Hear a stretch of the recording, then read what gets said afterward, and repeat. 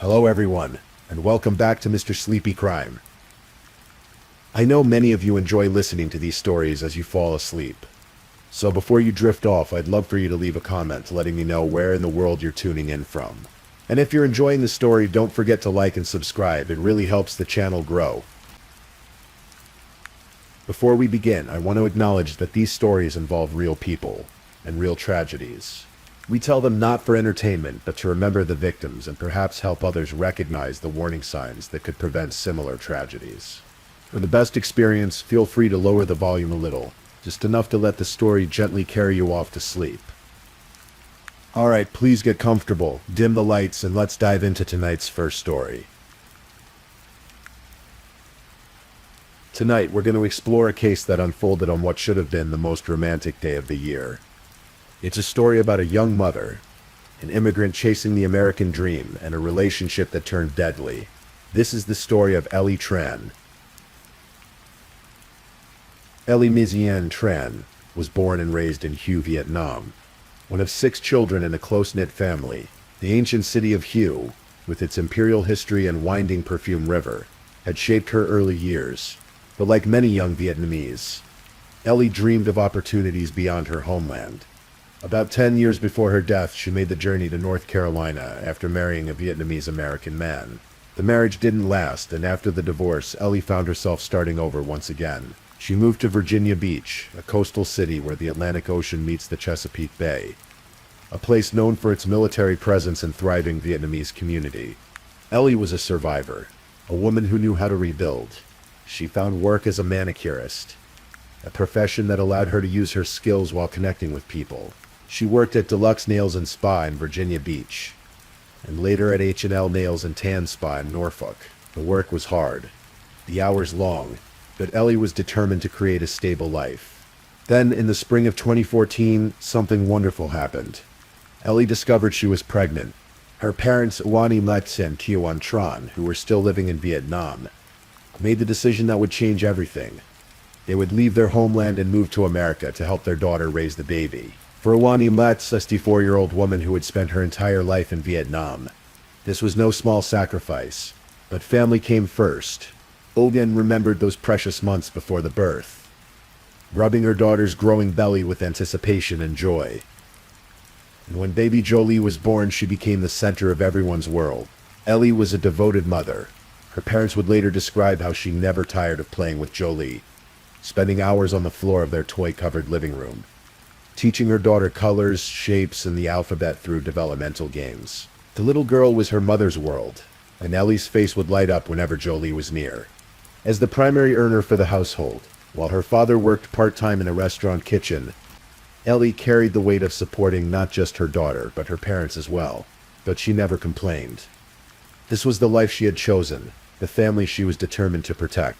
The home they shared on Still Meadow Court in Virginia Beach was modest, but filled with love. It was near the intersection of Salem and Dam Neck roads, in a quiet neighborhood where Ellie felt her daughter could be safe. But there was a shadow hanging over this seemingly peaceful home. That shadow had a name: Joseph Vincent Merlino III. Joseph Merlino, who went by Joey, was 29 years old when he entered Ellie's life. He owned a cell phone repair business at the oceanfront section of Virginia Beach, renting space on Mediterranean Avenue. To outward appearances, he was a young entrepreneur trying to make his way in the world. The details of how Ellie and Joey met, or when their relationship began, remain unclear. Even Ellie's parents weren't entirely sure when the romance started. What they knew was that it existed, and that it resulted in the birth of their granddaughter, Jolie, in 2014. For a time, it seemed like things might work out. But by the spring of 2016, something had shifted. The relationship fractured, and Ellie and Joey went their separate ways. Except Joey Merlino wasn't ready to let go. After the breakup, Jolie primarily lived with her mother and grandparents, though she did visit her father. This arrangement wasn't enough for Merlino. By the time Ellie died, the former couple was embroiled in a bitter custody battle, with a court date scheduled for March 27. But the custody dispute was only part of the story. What Ellie's family began to realize was that she was afraid, deeply, genuinely afraid. In December 2016, something happened that should have been a warning of what was to come. Ellie was outside the nail salon where she worked when she was attacked. An assailant disguised as a woman approached her and threw a caustic substance in her face. The attacker then tried to inject her with something. Ellie managed to run back into the salon for help. She went to the hospital and reported the incident to police. To her coworkers and friends, she was convinced of one thing. The disguised attacker was Joey Merlino. Police collected security footage from a neighboring business, but no charges were filed at the time. The investigation seemed to stall, leaving Ellie in a state of heightened anxiety. She knew she was being targeted. She knew someone wanted to hurt her, and she was terrified it would happen again. That's when Ellie made a decision that would later prove crucial to the investigation. She had surveillance cameras installed around her home on Still Meadow Court. If someone came for her again, there would be evidence. There would be proof. She had no way of knowing that these cameras would capture her final moments. Tuesday, February 14th, 2017, Valentine's Day. A day meant for love, for romance, for celebration. For Ellie Tran, it would be the last day of her life. That day, Ellie took little Jolie on a walk around their neighborhood. It was a beautiful moment between mother and daughter, and they took a photo together. Neither of them knew it would be their last. The day passed as so many others had. Ellie went to work at the nail salon, her hands moving skillfully over her client's nails, making small talk and offering smiles even as worry gnawed at the back of her mind. As evening approached, Ellie headed home. Her mother, Oanule, was waiting for her. They had planned to eat dinner together, a simple family meal at the end of the day. It was around 8 o'clock in the evening when Ellie's car pulled into the driveway of the home on Still Meadow Court. The surveillance cameras she had installed were running, capturing everything in the growing darkness. Owen was in the kitchen when she heard something that made her blood run cold, her daughter's screams. Ellie had stepped out of her car and was walking toward the front door when a figure emerged from the shadows. The person moved quickly, purposefully, rushing up behind Ellie before she could react. The attack was swift and brutal. The assailant grabbed Ellie from behind and plunged something into her leg. On the surveillance footage, you could see Ellie's body react, see the moment she realized something terrible had happened. Olean rushed to the front door and found her daughter in the driveway, unable to walk, crying out in pain and fear. As Olean would later testify, Ellie managed to say something through her agony. "I don't know what Merlino stringed in my leg. It hurts so bad. It's numb, even in her pain." Even as her body was beginning to shut down, Ellie knew who had done this to her. Someone saw him too. After the attack, she looked across the street and saw a figure she recognized. Joey Merlino. Ellie managed to call 911 herself. On the recording, she could be heard saying, "Somebody shot me." But she was confused, disoriented. She didn't know exactly what had been done to her, only that something had pierced her leg and her body was failing. Within 15 minutes of the injection, Ellie became unconscious. Her condition deteriorated rapidly. She was rushed to Santara Princess Anne Hospital, where doctors worked desperately to save her life. But whatever had been injected into Ellie's leg was already coursing through her system, shutting down her vital functions one by one. By midnight, doctors had devastating news. Ellie was brain dead. She held on for one more day, her body sustained by machines, while her parents and daughter tried to comprehend the incomprehensible. Little Jolie, just 2.5 years old, saw her mother lying there in terror and pain, an image no child should ever have to witness. On Wednesday, February 15th, 2017, Ellie Tran died. She was 35 years old. The medical examiner would later confirm what investigators already suspected. She had been poisoned with cyanide. Cyanide is one of the most lethal substances known to man. It works by preventing cells from using oxygen, essentially suffocating the body from the inside out. In high enough doses, it can kill within minutes. Ellie had been injected with enough to ensure she wouldn't survive. The day after Ellie's death, on Thursday, February 16th, police arrested Joseph Vincent Merlino III. He was 29 years old and was charged with second-degree murder. He was held without bond in the Virginia Beach jail. The evidence against him seemed overwhelming from the start. There was the surveillance footage showing the attack. There was Elaine Lane's testimony that she saw Merlino across the street moments after her daughter was attacked. There was a longtime neighbor of Merlino's who also identified him as the assailant seen on the video. But Merlino's attorney, Richard Dumar, had a different story to tell. According to the defense, Joey Merlino couldn't have committed this crime because he wasn't even in Virginia Beach at the time. Dumar claimed that Merlino had left Virginia Beach on Sunday, February 12th, 2 days before the attack.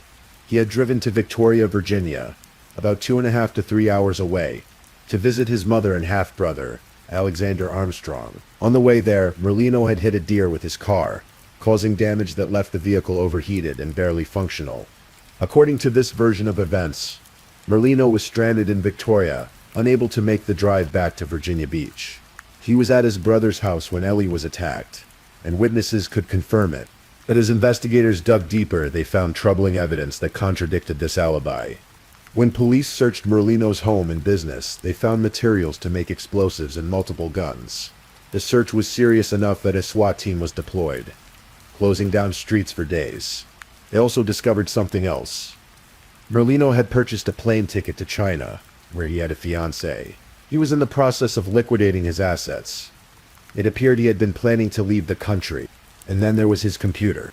When forensic investigators examined Merlino's laptop, they found a series of searches that painted a chilling picture.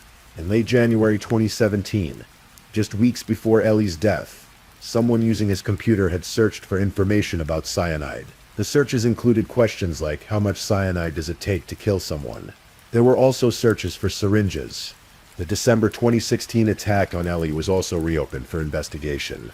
Forensic experts began analyzing the caustic substance that had been thrown in her face, looking for connections to materials found in Merlino's possession.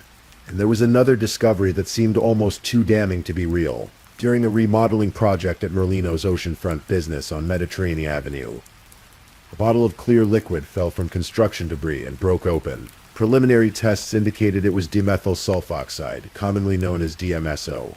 DMSO is typically used medically to treat certain bladder conditions, but it has another property that makes it particularly sinister.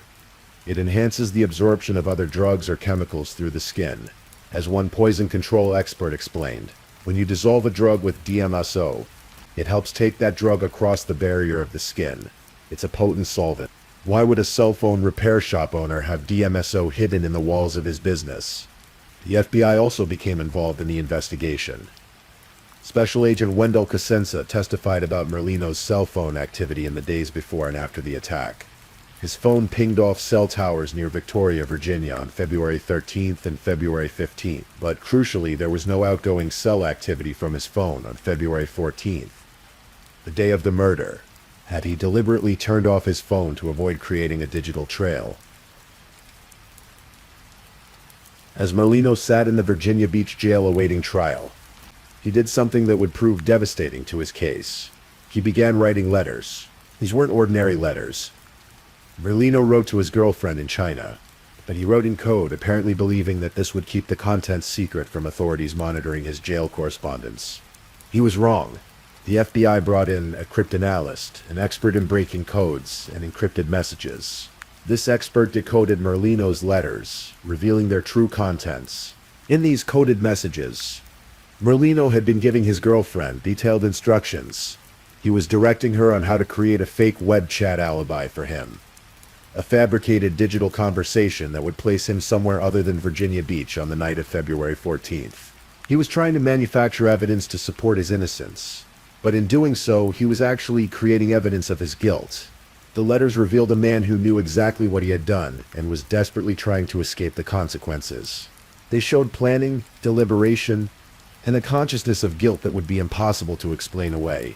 By June 2018, more than a year after Ellie's death, Joseph Merlino's case finally went to trial in Virginia Beach Circuit Court. It would be a 4-day trial that would determine whether he would spend the rest of his life in prison. But the trial almost didn't happen at all. Before jury selection even began, Merlino told the judge he was not satisfied with how his attorneys had handled his case. He asked for a continuance. The judge denied the request. Merlino would go to trial as scheduled. There was another complication. Merlino had been on a hunger strike in the Virginia Beach City Jail. For 79 days, he refused to eat, losing about 40 pounds in the process. The hunger strike ended on July 4th, shortly after the trial began, but it had taken a visible toll on his health. The first day of trial was consumed entirely by jury selection. The case had received extensive media coverage, and some potential jurors expressed concerns about the violent nature of Ellie's death and their ability to remain impartial. On day 2, the prosecution began presenting their case. The centerpiece of their evidence was the surveillance video from Ellie's home. The courtroom fell silent as the footage played. You could see Ellie getting out of her car, see the figure rushing up behind her, see the moment the injection occurred. For Ellie's family, watching this video was torture. Waniel became so emotional at one point that she had to be taken out of the courtroom. Through a translator, Awning testified about what her daughter had said after the attack, about seeing Merlino across the street, about the fear that had consumed Ellie in the months before her death. The prosecution called a doctor from the University of Virginia, who testified about the effects of cyanide and how easily it could be converted from a solid to a liquid form. The testimony painted a picture of a poison that was both readily available and devastatingly effective. Then came the computer evidence. A detective with the Virginia Beach Police Department, an undercover officer and computer expert, took the stand. He revealed the searches found on Merlino's laptop, queries about cyanide, about lethal doses, about syringes, all made in late January, just weeks before the attack. The FBI's cryptanalyst explained the coded letters, walking the jury through how Merlino had tried to manufacture an alibi from his jail cell. When the prosecution rested its case, it seemed nearly insurmountable, but the defense had their own witnesses to call. The most notable was Alexander Armstrong, Merlino's half-brother. Armstrong, who had previous felony convictions for carnal knowledge of a child and failing to register as a violent sex offender, testified that he had seen his brother on the morning of February 14th, when he left for work, and then again around 9:30 that evening. According to Armstrong, this timeline wouldn't have left enough time for Merlino to drive to Virginia Beach, attack Ellie, and return to Victoria. He also testified that he was asleep when his brother got home that night, and that he didn't believe the man on the surveillance video was his brother. The figure had a bushier beard and what looked like a bald spot, he claimed. And then, in a dramatic moment, Joseph Merlino took the stand in his own defense. When questioned by his own attorney, Merlino was calm and direct. He even became emotional at one point, with tears forming in his eyes as he read letters he had written to his girlfriend in China from jail. He told the jury he had no involvement in Ellie's death. He explained about hitting the deer, about being stranded in Victoria, about his car overheating. When his attorney asked him directly if he killed Ellie Tran, he said no. When asked if he had made the searches for cyanide on his computer, he said no. But then came the cross-examination. Prosecutor Mario Lorello was relentless. His calm demeanor changed immediately, and there were several heated exchanges between the prosecutor and Merlino. Lorello poked holes in Merlino's testimony, questioning how anyone else could have made those searches on his personal laptop. He went through the coded letters, pointing out how they showed a man who was responsible for the crime and trying to fabricate evidence. When Lorello played the surveillance video again during his closing statement, he addressed Armstrong's claim about the bald spot. He showed the jury that it wasn't a bald spot at all, but a glare on the video. As the footage played, you could see the spot move away from the assailant's head. Lorello argued that Merlino had purposely worn a reflective vest during the attack, knowing it would create a glare and distort the camera's resolution. It was yet another sign of premeditation. At the end of his argument, Lorello displayed a photo of a smiling Ellie on an overhead projector. He looked at the jury and said, "This defendant murdered her in a vicious, horrible way. Be her voice because she doesn't have one anymore." On Friday, June 22nd, 2018, after 1.5 hours of deliberations, the jury returned with their verdict: guilty of first-degree murder. Merlino shook his head slightly when the verdict was read, but otherwise showed no reaction. His mother, who had attended all of his court appearances, was not in the courtroom. Ellie's family and friends teared up and hugged prosecutors afterward. After more than a year of waiting, there was finally a measure of justice. The following Monday, the same jury reconvened to decide Merlino's sentence. They spent only about 15 minutes deliberating before recommending the maximum punishment: life in prison and a $100,000 fine. During the sentencing phase, Ellie's older sister Phi Tran, who had traveled from Vietnam, delivered emotional testimony. She wept as she told the jury how her family had been devastated by her sister's murder. One of the most difficult parts, she explained, had been trying to answer the questions posed by Ellie's now 3.5-year-old daughter, Jolie. The little girl had seen her mother after the attack, lying on the floor in terror and agony. She kept asking where her mommy was, why she wasn't coming home. How do you explain to a child that her father killed her mother? Justice has been made under American law. Fitron said through her tears. We just want to say thank you. Thank you so very much. The formal sentencing was initially scheduled for September 26, 2018, but was postponed and rescheduled for early December. While trial judges can issue lesser sentences than jury recommendations, such moves are rare. It seemed certain that Merlino would spend the rest of his life behind bars. But then something strange happened. On Wednesday, December 5th, 2018, Joseph Merlino was scheduled to be formally sentenced. Just 1 week earlier, he had given an interview to local media from jail, appearing to be in good health and spirits. He said he was focused on his appeal and believed he would get a new trial. From what I'm reading, it should be an automatic reversal, he had said confidently. He told reporters he had no reason to kill Ellie. We weren't divorced or anything like that. There wasn't anything bad going on between us. We just had a few disagreements, he claimed, minimizing what had actually been a bitter custody battle. But on the morning of his sentencing, something was very different. When Merlino was brought into the courtroom, he was on a gurney-like wheelchair. His eyes were closed. His mouth was open. He could be seen shaking uncontrollably. He appeared to be foaming at the mouth. A jail deputy testified that Merlino had begun showing symptoms of an illness around 8 o'clock that morning, about an hour and a half before the sentencing was scheduled to begin. This came out of nowhere. Assistant Commonwealth's Attorney Mario Lorello said, "The judge called for a doctor to examine Merlino." The Commonwealth attorney asked a pointed question. Was Merlino malingering? Was he exaggerating or feigning an illness in order to escape the sentencing? The jail spokesperson, Kathy Hyatt, noted that Merlino hadn't been on meal monitoring for quite some time, suggesting he wasn't on a hunger strike. She also stated that institution officials had no knowledge of any previous medical conditions that could have explained what they were witnessing.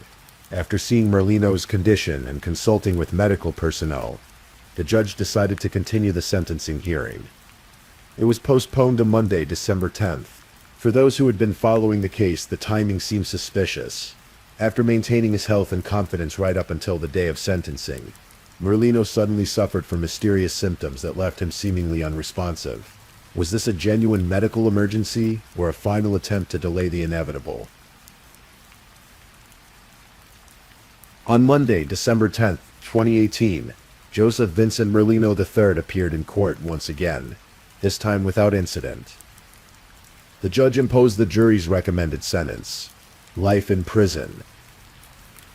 Even as he heard the words that would end his freedom forever, Merlino maintained his innocence. This was an erroneous conviction, he declared. Time will always tell. He announced his intention to appeal. But for Ellie's family, the nightmare was not quite over. The custody battle for little Jolie continued.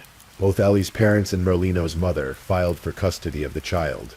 Jolie had been living with her maternal grandparents, Guanaluctrian and Thuentran, since her mother's death, and they were determined to keep her. They had already lost their daughter. They couldn't bear to lose their granddaughter too. For Olang and Thiwan, every day with Jolie was bittersweet. They loved her fiercely, but every time they looked at her face, they saw their lost daughter. Olang had told reporters early on, "I have to love her more now because she doesn't have a mother." Jolie, who was now 3.5 years old, continued to ask about her mommy. When the doorbell rang, she would call out for her, hoping that her mother would walk through the door. Olang would tell her that mommy was sleeping, unable to find the words to explain the full truth to such a young child. The community had rallied around the family. A GoFundMe page was created to help with expenses. The Vietnamese community in Virginia Beach and friends from both near and far provided support. Orange's childhood friend had even flown in from Denver to be with her in the aftermath of the tragedy. But no amount of community support could fill the void left by Ellie's absence. Ellie Mizontran was a wonderful daughter and a caring mother. That's how those who knew her chose to remember her. Not as a victim, not as a crime statistic, but as a person who loved deeply and worked hard to build a life for her family. She had crossed an ocean to find a better life. She had survived divorce and started over. She had brought her parents to a new country so they could share in the joy of raising her daughter. She worked long hours in nail salons, using her skills to support the people she loved. She was 35 years old when she died, killed by the father of her child on a day meant for love.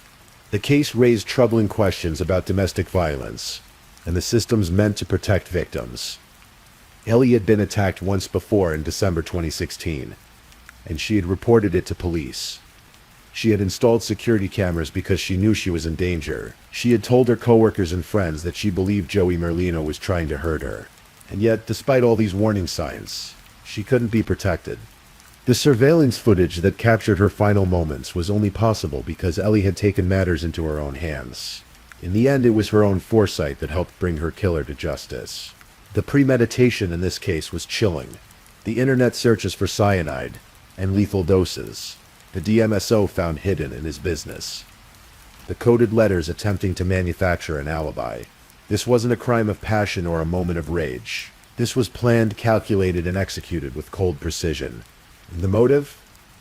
Prosecutors believed it was the custody battle over their daughter. Joseph Merlino couldn't accept that he might lose access to Jolie.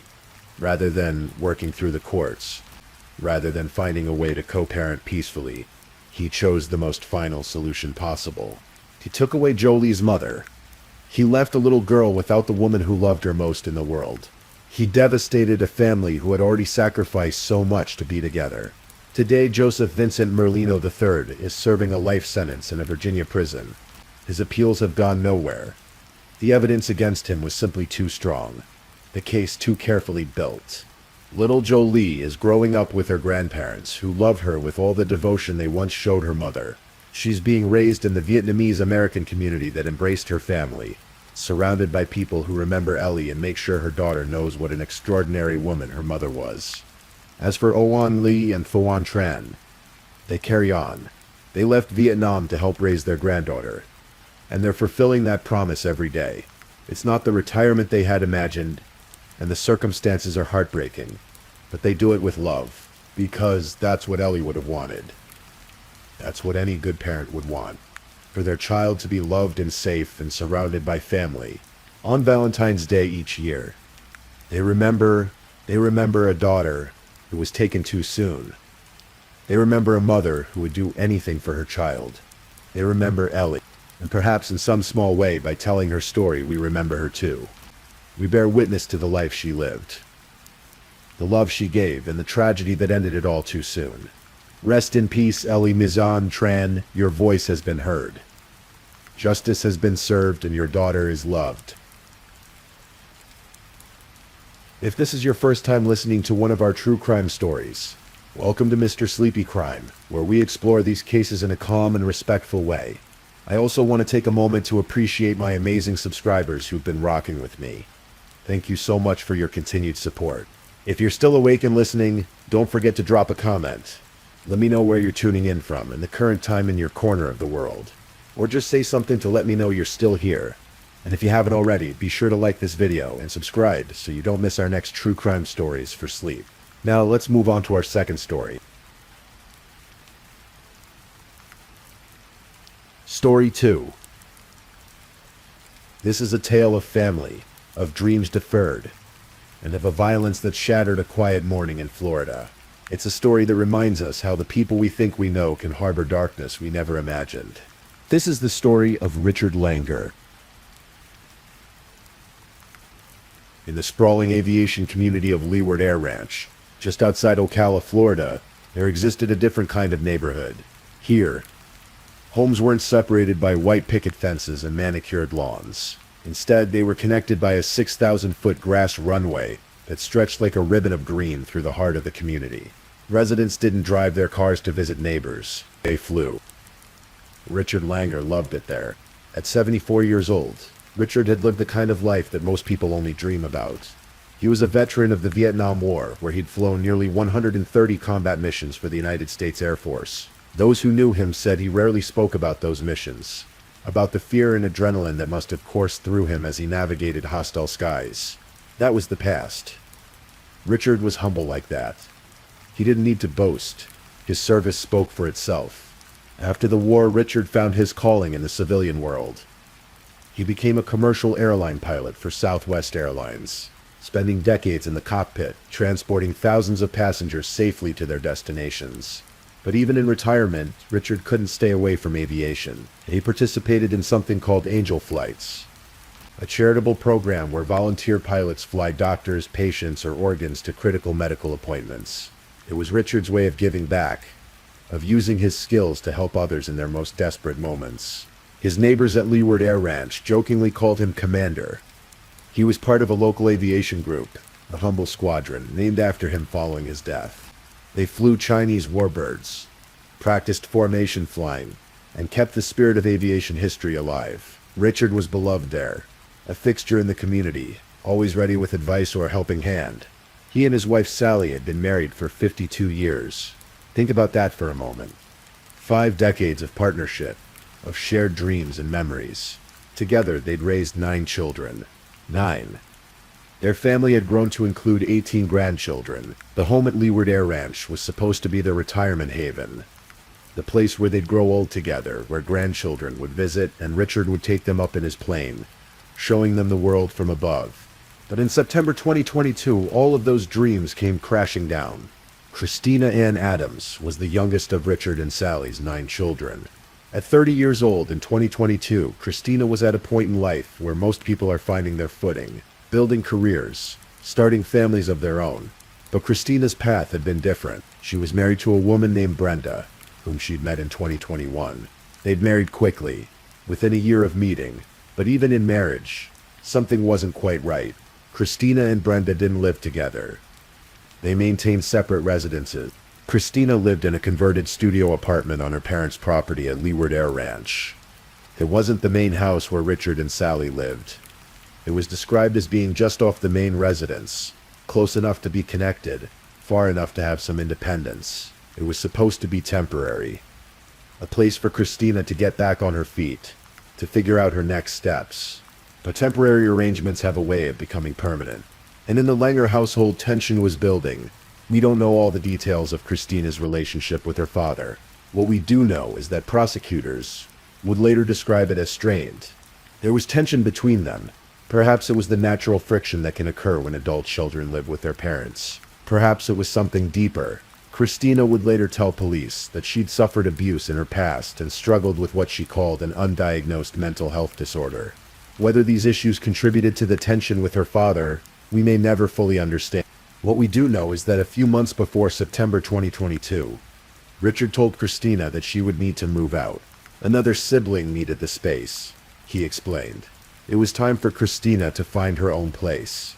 These conversations likely happened multiple times over those months. The kind of difficult discussions that happen in families when boundaries need to be established, when parents need to push their adult children toward independence. Now, Christina didn't take it well.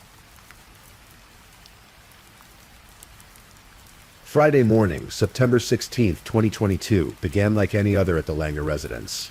The sun rose over the grass runway at Leeward Air Ranch. Planes sat quietly in hangars, waiting for their owners to take them into the Florida sky. Inside the main house, Richard Langer was at his computer, his back to the door. It was approximately 8 in the morning. What happened next would shatter the peace of that Friday morning and change the Langer family forever. According to Christina's later confession to police, the events unfolded with chilling deliberation. This wasn't a sudden outburst of rage. This was planned.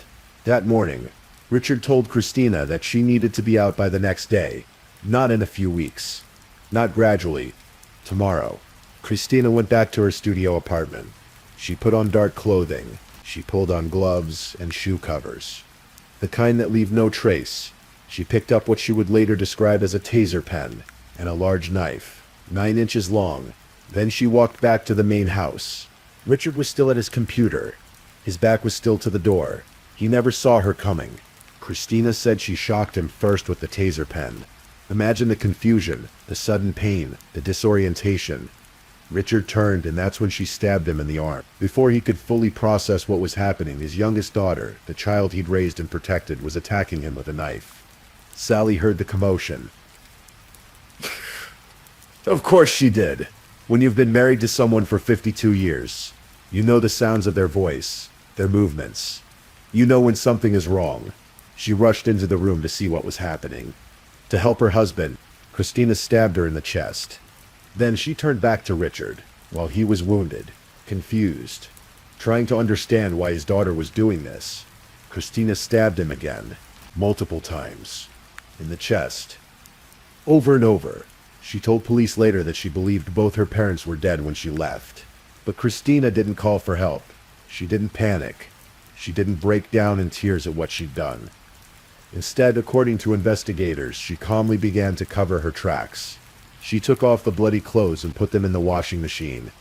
She cleaned the knife with bleach. She changed into fresh clothes. And then, remarkably, she left the house and drove to meet her wife at a local grocery store. Richard Langer was not dead. Despite multiple stab wounds, despite the shock and the blood loss, he was still alive. And he was still a fighter. Remember, this was a man who'd flown combat missions in Vietnam. This was a man who'd faced death before and survived. In those critical moments after Christina left, Richard did what he'd been trained to do in emergencies. He acted. He called 911. The recording of that call was played later during Christina's trial. Jurors heard Richard's voice, weakening but determined. Christina with a knife. He told the dispatcher, "My wife's been attacked too. I'm fading fast." Think about that for a moment. Think about the clarity of mind it takes to make that call when you're dying. To identify your attacker even when that attacker is your own daughter. To think of your wife. To make sure she gets help too. Richard Langer, in his final conscious moments, was trying to save his wife. Emergency services arrived quickly.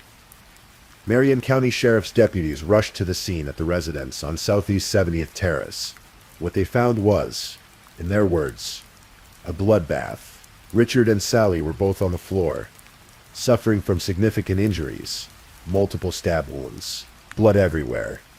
And Richard, still clinging to consciousness, identified his attacker to the sergeant rendering aid. "My daughter stabbed us," he said. The deputies immediately put out an alert bulletin for Christina Ann Adams. Meanwhile, paramedics worked frantically on both victims. They were transported to a local hospital in critical condition. Both underwent emergency surgery. Richard had been stabbed multiple times in the chest, arm, and back. Sally had been stabbed once, but it was directly in the chest. 2 days later, on September 18th, Richard Langer died from his injuries. He was 74 years old. Sally survived. But she would have to live with the knowledge that her youngest daughter had tried to kill her, that her husband was gone, that their golden years together had been stolen by the person they'd brought into this world. While Richard was making that 911 call, while paramedics were racing to the scene, while her father was fighting for his life, Christina Ann Adams was at the grocery store. Deputies located her vehicle, a gray 2017 Hyundai Santa Fe. Not far from the crime scene, they conducted a traffic stop. Christina was in the driver's seat. Her wife Brenda was in the passenger seat, completely unaware of what had happened. Both women were taken into custody for questioning. Brenda told detectives that she'd been running errands that morning. She'd finished up and met Christina at the grocery store, just as they'd planned. She said Christina seemed perfectly normal. Nothing was out of the ordinary. Christina hadn't mentioned any conflict, any argument, anything wrong at all. It was just another Friday morning, another shopping trip. But when detectives questioned Christina, her story didn't match up with her wife's accounts. At first she denied involvement. She told them she didn't know anything about the stabbing. But as the interview continued, as detectives presented the evidence, Christina's story began to change. Finally, she admitted it. Yes, she'd attacked her parents. She'd stabbed them both. She'd believed they were both dead. She hadn't tried to get medical attention for them. She hadn't called 911. She'd simply assumed they would die and began her cleanup operation. Christina told detectives she'd retrieved a large knife, attacked both victims, changed her clothing, attempted to destroy evidence, and then went shopping at the local grocery store. She said she'd done her laundry, met a friend, gone about her day as if nothing had happened, as if she hadn't just tried to murder both of her parents. When asked why, Christina said she was angry about being told to move out. That was it. That was the reason.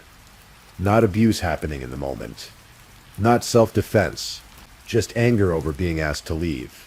She mentioned her undiagnosed mental health condition, her past trauma. These things may have been real. They may have contributed to her state of mind. But they didn't explain the planning, the gloves and shoe covers, the deliberate cover-up. Those actions spoke to something else.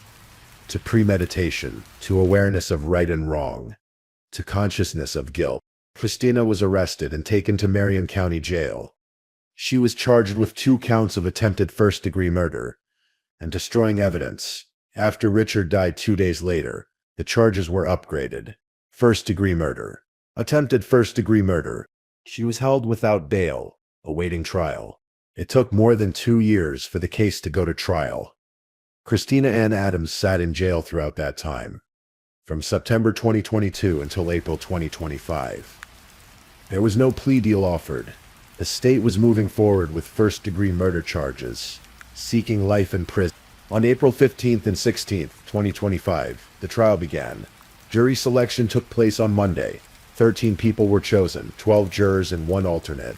The trial lasted just 2 days. Sometimes in true crime cases, trials drag on for weeks or months. Witnesses are called and recalled. Evidence is debated endlessly. But this case was different. The evidence was, as prosecutors described it, irrefutable.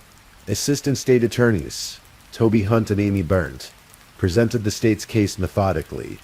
They played the 911 recording. Imagine being a juror and hearing Richard Langer's voice, hearing him identify his daughter as his attacker, hearing him say, "I'm fading fast." That recording alone must have been devastating. They showed crime scene photographs, the blood, the aftermath of violence in a home that was supposed to be a haven. They presented evidence of the cleanup, the attempt to destroy evidence, the shopping trip that followed. Christina's defense attorney, Junior Barrett from the Office of Criminal Conflict and Civil Regional Counsel, had an impossible task. What do you say when your client has confessed? When the victim identified her before he died? When the physical evidence is overwhelming? During the trial, family members testified. Not Christina's siblings, but her parents' friends and neighbors. One neighbor took the stand and described Richard as a Vietnam veteran who'd flown nearly 130 combat missions. He called Richard humble, a true patriot. He said Richard's survival instincts and grit were what had kept him alive long enough to make that 911 call, long enough to save his wife. Christina's siblings attended the trial, but they were there for their father and their mother, not for Christina. The state painted a picture of Christina as calculated, cold, emotionless. They noted that when she was arrested, she showed no emotion whatsoever, while her wife Brenda became hysterical upon learning what had happened. Christina remained stone-faced. The jury was allowed to ask questions throughout the trial. This isn't common in all jurisdictions, but it happened here.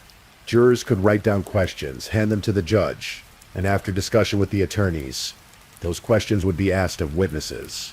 We don't know what questions the jurors asked, but we can imagine they were trying to understand, how does a daughter do this to her parents? What kind of person commits such violence over being asked to move out? After closing arguments, the jury deliberated for 3 hours.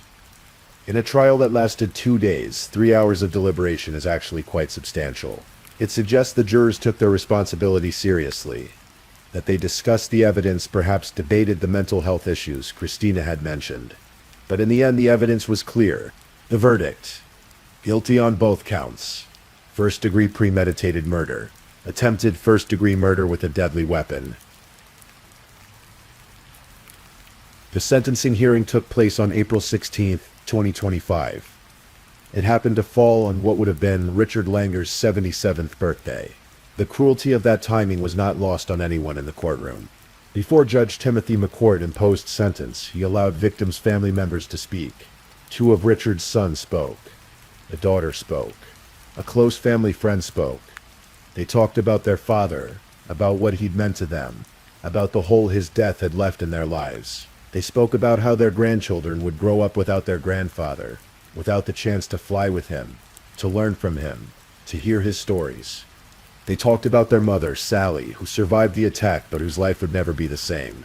They said she was being loved and cherished by everyone, as their father would have wanted, but she had to live with the trauma, the physical scars, and the emotional devastation of being attacked by her own daughter. The siblings described their parents' plans for the future.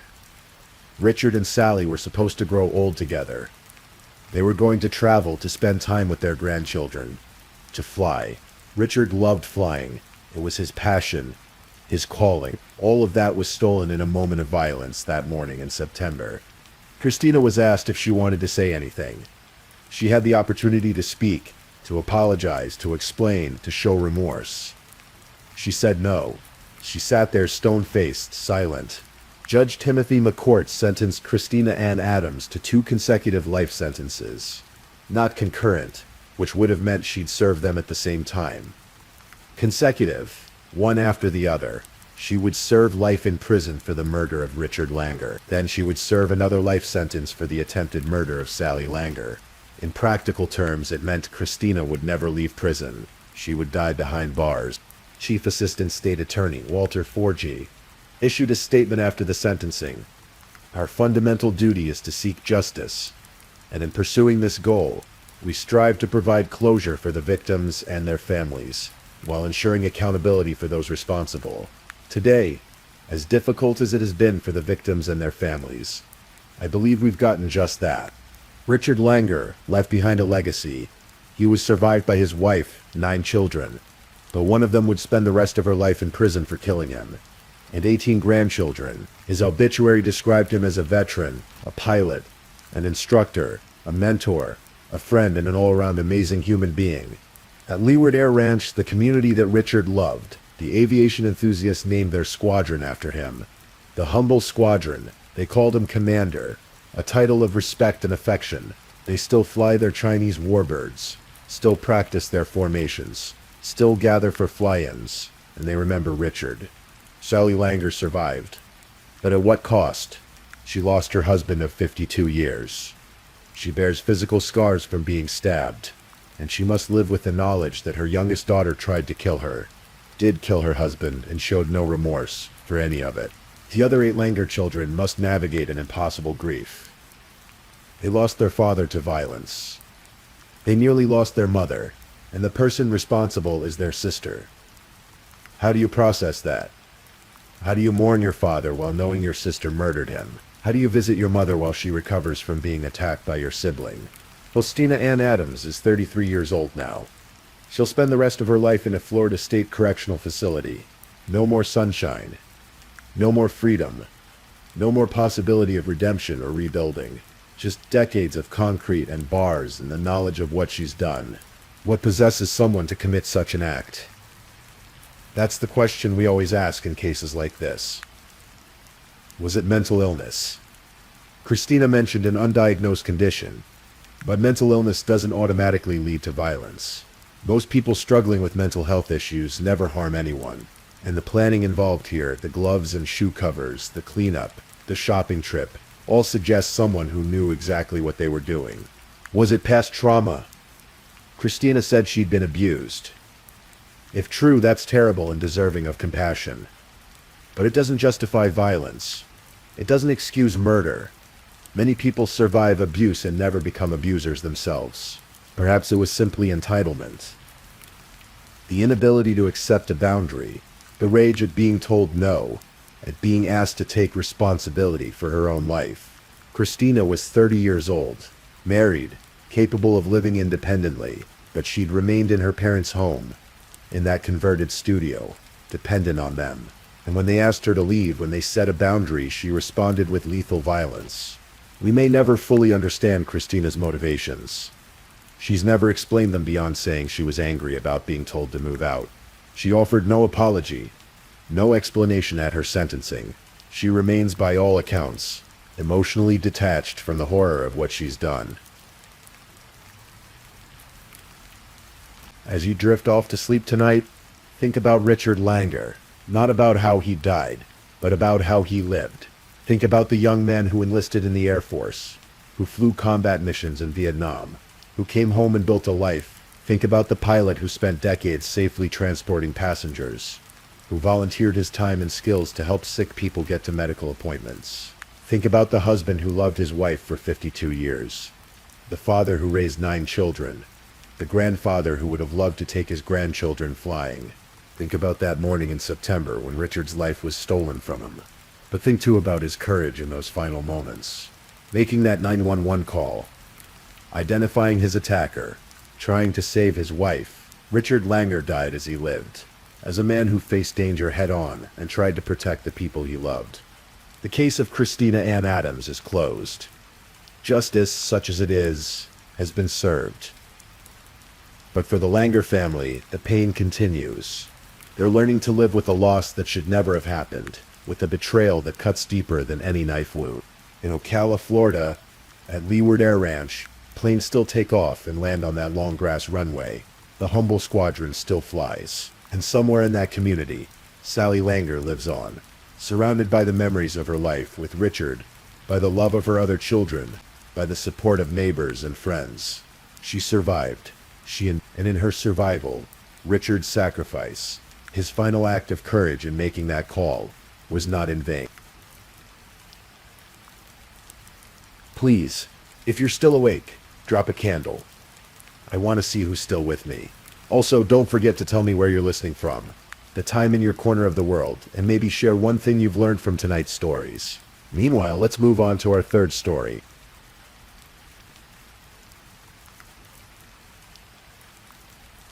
Story 3.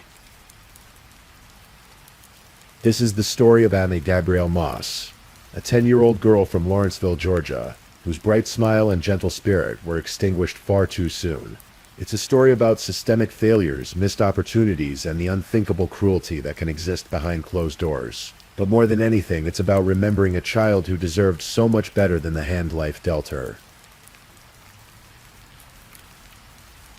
April 23rd, 2003. That was the day Annie Gabrielle Moss entered the world in Georgia. From her very first breath, the odds seemed stacked against this little girl. Her biological mother struggled with addiction, a battle so consuming that shortly after Annie's birth, she made the painful decision to surrender her parental rights. Annie was one of 5 children her mother would ultimately give up, each one caught in the wake of addiction's devastating current. Custody of Imani went to her father, Iman Moss. By all early accounts, Iman tried to be present in his daughter's life. He took her to Freedom Christian Church regularly, where the congregation came to know the little girl with the infectious smile. Those who knew young Imani in those early years remember her as precious, a word that would come up again and again when people spoke about her. She had that quality some children possess, a light that made people smile when she entered a room. But darkness already lurked at the edges of Imani's young life. In 2004, when Imani was barely more than a year old, her father was charged with battery and second-degree child cruelty. The incident involved him beating Imani's biological mother in front of the child. It was an early warning sign, a crack in the foundation that would only widen with time. Despite this conviction, Iman maintained custody of his daughter. He worked to support them both, and to outside observers, they seemed to be managing. Imani attended church, and as she grew, she discovered interests that made her happy. She loved ballet, the grace and beauty of it. She took guitar lessons, her small fingers learning to coax music from the strings. These were the normal, beautiful things of childhood that every child deserves. It was at Freedom Christian Church that Iman met Tiffany Nicole Moss. Born on July 20th, 1983, Tiffany worked as a preschool teacher. She had pursued education that would allow her to work with both children and the elderly, dual certifications that suggested someone who cared about vulnerable populations. When she and Iman began their relationship, it might have seemed like a blessing, another caring adult in Imani's life. The relationship progressed, and eventually Iman and Tiffany married. Imani, still quite young, found herself with a stepmother. At first, as these things often go, there might have been an adjustment period, a new family dynamic to navigate. Tiffany would later have 2 children of her own with Iman, giving Imani younger half-siblings. But beneath the surface of this blended family, something dark was taking root. March 2010, Imani was 6 years old, in first grade at her elementary school. On this particular day, she had received a bad report card. For most children, this might mean disappointment, perhaps being grounded or losing privileges. For Imani, it meant something much worse. She needed to see the school nurse that day, and when she did, the words that came from the 6-year-old's mouth were chilling. She told the nurse she was afraid to go home with her bad report card. Afraid because she worried her parents would hurt her. She specifically mentioned her stepmother, Tiffany, saying she had been spanked with a curtain rod. The nurse, trained to recognize signs of abuse, examined Imani more closely. What she found was horrifying. Imani's small body was covered in injuries. Multiple scabs, bruises, and welts marked her arms. back, chest, legs, and shoulders. This wasn't the result of one incident. These were layers of abuse, old injuries healing while new ones formed. The authorities were immediately contacted. Imani was taken to the police headquarters, away from her home and the people who had hurt her. Tiffany Moss was arrested and charged with first-degree child cruelty. During questioning, Tiffany admitted to hitting Imani. Her explanation: she had struck the child 3 times for failing to do her homework. Just 3 times, she said, as if minimizing the number could somehow justify the injuries that covered a 6-year-old's body. The evidence suggested the abuse had been far more extensive than 3 strikes. The case proceeded through the legal system, and here's where one of the most critical failures occurred. Tiffany Moss pleaded guilty to the child cruelty charge. The sentence: 5 years of probation under Georgia's first offender program. It was a plea deal signed by the Georgia Division of Family and Children's Services, the very agency tasked with protecting children like Imani. Part of this arrangement required both Tiffany and Emin to complete parenting classes. Once they did, the case against them was dismissed by DFCS. The system had given them a second chance, an opportunity to do better. More importantly, it had given Imani back to them. Immediately after the March 2010 incident, Imani was removed from her father and stepmother's home. She went to live with her paternal grandmother, Robin Moss. For 6 months, Imani lived with her grandmother, and during this time something remarkable happened. Her school performance improved. Teachers noticed a change in her demeanor. The fear seemed to ease from her young shoulders. Robin Moss could see what was happening. She knew, with the certainty that grandmothers sometimes possess, that Imani was being abused by Tiffany. She fought to keep custody of her granddaughter, to be the safe harbor Imani so desperately needed. But in the fall of 2010, despite Robin's objections and pleas, DFCS returned Imani to her father's care. Prosecutors would later argue at trial that this March 2010 abuse incident was not an isolated event, but rather the launch of an escalating cycle, each act of cruelty built upon the last, a terrible momentum that would eventually prove unstoppable. The abuse had another consequence beyond Imani's physical and emotional trauma. Tiffany Moss had pleaded guilty to child cruelty, and as a result, she was no longer permitted to work as a preschool teacher. She lost her career, her source of income and identity, and in Tiffany's mind, this was Imani's fault. The child had told someone about the abuse. The child had caused this. Resentment festered and grew, poisoning whatever relationship might have existed between stepmother and stepdaughter. From 2011 through the summer of 2013, the Moss family became increasingly mobile. They moved frequently, sometimes living with extended family members, sometimes in their own apartments. The constant relocations created a kind of instability that made it harder for anyone outside the family to maintain consistent contact with Imani.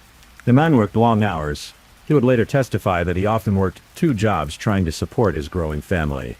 Tiffany had given birth to their 2 children, and the financial pressures mounted. Emin was rarely home, and when he was there, he was exhausted. He later told the court that he didn't see his daughter often during this period. On weekends when he was in charge of the children, he noticed that Imani would eat a lot, as if making up for lost time.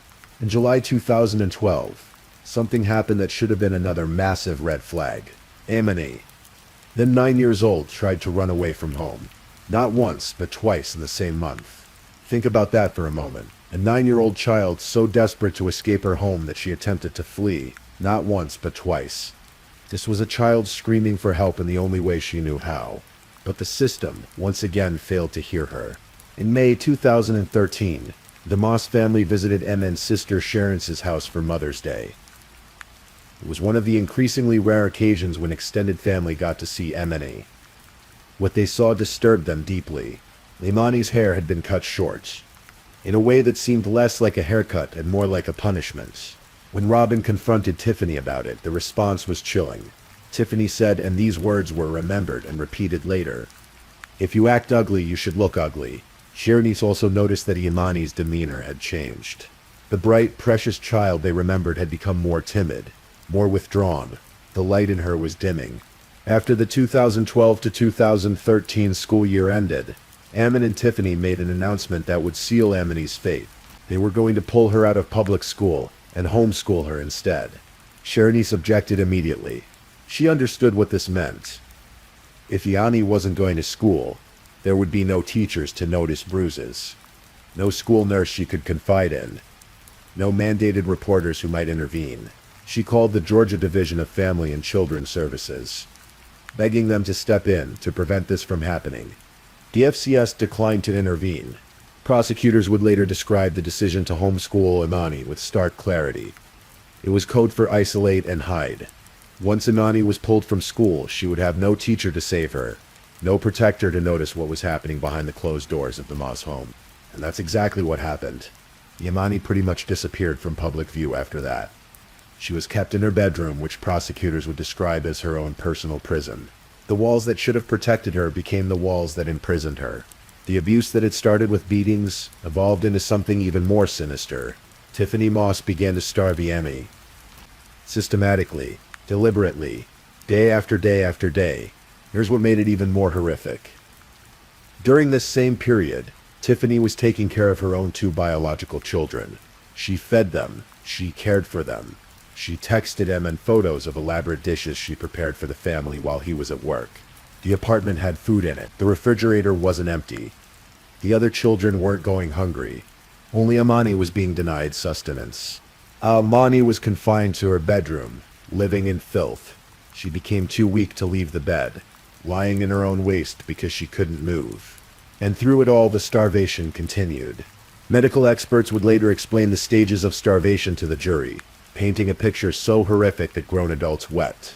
The first phase involves loss of well-being, hunger pains, and food cravings. Can you imagine a 10-year-old girl lying in bed, her stomach cramping with hunger, knowing there's food in the house but she's not allowed to have any? The second stage brings apathy and fatigue, weight loss, changes in skin pigmentation, what medical experts call a feral look, and hypothermia. Imani's small body began to consume itself, burning through what little fat she had, then moving on to muscle tissue. The third stage is characterized by extreme lethargy, cognitive decline, nutritional edema, immune system suppression, infections, diarrhea, and finally death. This process takes weeks. Weeks of suffering. Weeks where, according to prosecutors, Tiffany Moss woke up every single morning and made a conscious choice. Every day for approximately 60 days, she decided, I'm going to kill that baby today. October 28th, 2013. It was late in the month, autumn in Georgia. Inside the Moss apartment in Lawrenceville near the Coventry Point Apartments, Amani Gabrielle Moss died. She was 10 years old, a few days before her death. A man testified that he came home from work and found Amani in the bathtub. She appeared to be having some kind of seizure. Her eyes were rolling, moving side to side and up and down. It was hard to see life in them, he said. This was her body beginning to shut down, the final stages of her sin taking hold. On the 28th, Amen was at work when his phone rang. It was Tiffany. The words she spoke were simple and devastating. Amani was dead. When Amen got home, he found his daughter lying on a blanket on the floor of her bedroom. He described it later to the jury in words that seemed almost poetic in their simplicity. She was dead. She was cold. Her essence wasn't there. She was gone. The little girl who loved ballet and guitar, who had a smile that people remembered years later, who was described by her 4th grade teacher as precious and a blessing, was gone. Her body weighed 32 pounds. 32 pounds. That's the average weight of a toddler, a 3-year-old. Amani was 10. At this moment, Imama and Tiffany had a choice. They could call for help. They could face the consequences of what had happened. They could at least give Imani the dignity of a proper goodbye. Instead, Tiffany said something that Ammon would repeat in court years later. We can't call 911. We've got to hide the body. What happened next is almost too horrible to comprehend. Amani's body was moved to the computer room in the apartment. For a day or two, she lay there while life in the Moss household continued around her. The younger children, Amani's half-siblings, went about their days. Tiffany and Amani discussed what to do, how to conceal what had happened, how to make it seem like Amani had simply run away. They made a plan. They got a galvanized steel trash can. They obtained duct tape and wrapped Amani's tiny body preparing it for disposal like she was garbage. Then they placed her in the trash can. A man loaded the trash can containing his daughter's body into the back of his Chevrolet Trailblazer. The next morning he drove Tiffany and the two younger children home, the trash can still in the back of the vehicle. Then he went to work. His first job of the day, he performed his duties, interacted with coworkers, went through the motions of normalcy while his daughter's body was in his truck. During testimony, describing this moment, Emmett appeared shocked, as if he were hearing his own actions for the first time and couldn't quite believe them. The jury was in tears. Many of them couldn't hold back their emotion, and Tiffany Moss sat at the defense table, stoic, almost bored-looking. After his first shift, a man called a friend. He asked to meet him, said he needed to talk. They met at a QT gas station, a local chain. In the parking lot, a man told his friend what had happened. He told him what was in the Trailblazer. His friend's reaction was immediate. He jumped out of the vehicle and told the man in no uncertain terms, "You need to call the police. No matter what Tiffany says, you need to call the police right now." Something in those words must have gotten through. He man drove home and told Tiffany he was going to call 911. Immediately, Tiffany gathered the two younger children and left, going to her mother's house. When police arrived at the apartment on November 2nd, 2013, Ammon told them a story. He claimed that Amani had drunk some chemicals and died. He said he had panicked, put her body in the trash can outside the apartment, and tried to cremate it. The officers found Amani's body in the trash can at the curb. It showed signs of burning, an attempt to destroy evidence. But the moment they saw the body, they knew Amani's story was a lie.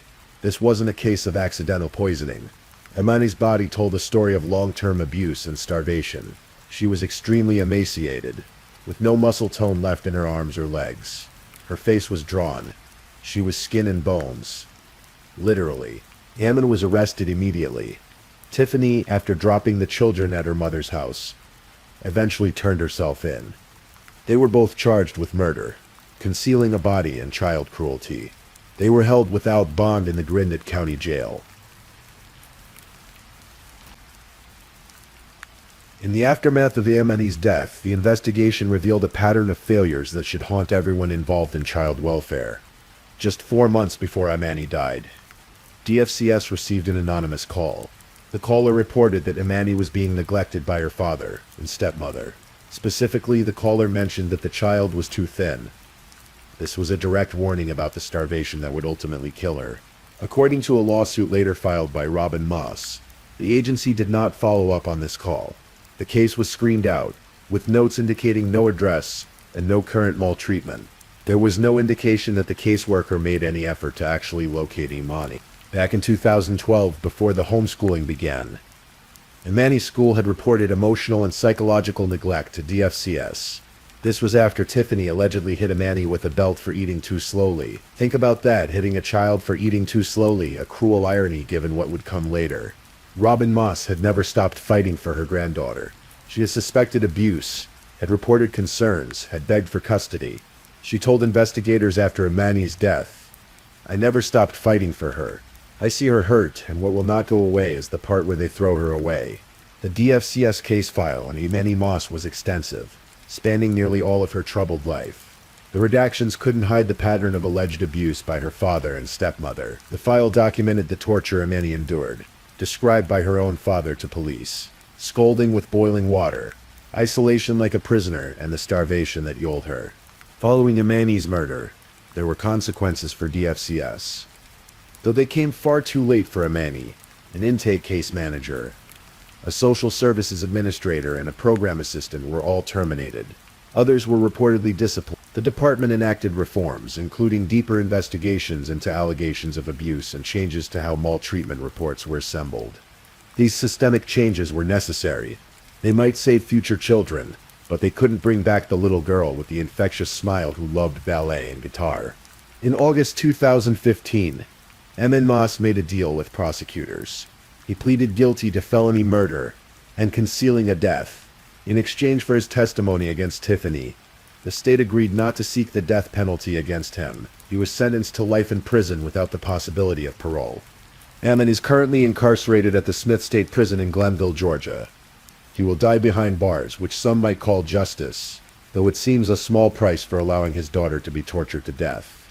Tiffany Moss was offered the same plea deal: life in prison without parole in exchange for a guilty plea.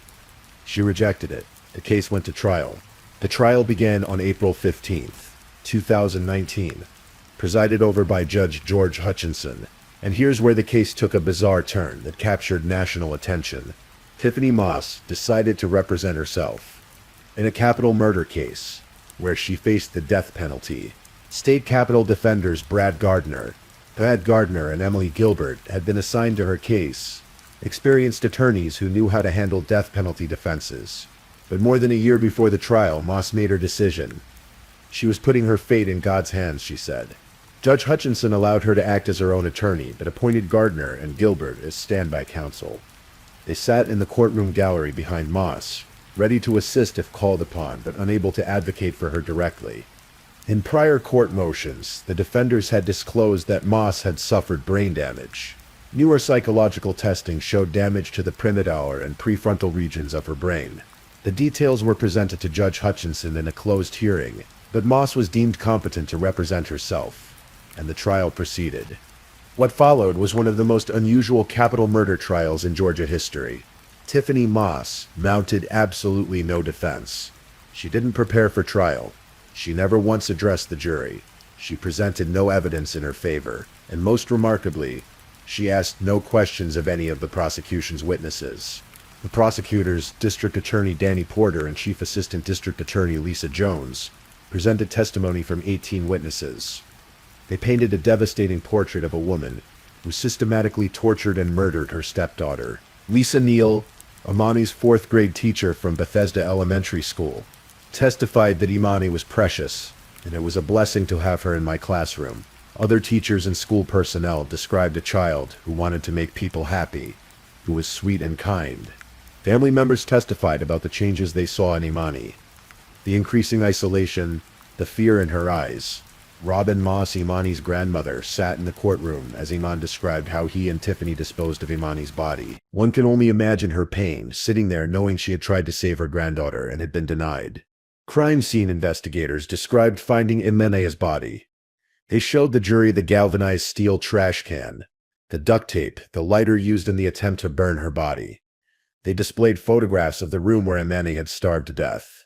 Medical examiner Dr. Michelle Stoffmerg provided expert testimony about Imani's death. She described the stages of starvation in clinical terms that somehow made the horror even more real. The autopsy photos showed Imani's emaciated body, and jurors silently cried as they viewed them. Some covered their faces. Others brought their hands to their mouths. One juror put his head in his hands. Stoffenberg testified that Imani was more or less skin and bones when she died. The cause of death was starvation, no doubt about it.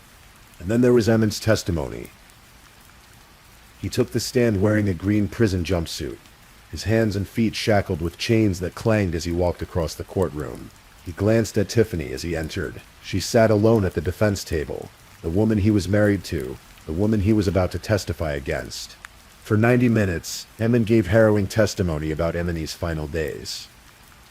He described finding her having seizures in the bathtub, the phone call at work telling him she was dead, coming home to find her body cold, her essence gone, the decision not to call 911, wrapping her body in duct tape, putting her in the trash can, driving to work with her body in the truck. Throughout all of this testimony, Tiffany Moss occasionally looked up at her husband. Her expression remained neutral, unreadable. When Judge Hutchinson asked if she had questions for Ammon, she said she had no questions, just as she had for every other witness.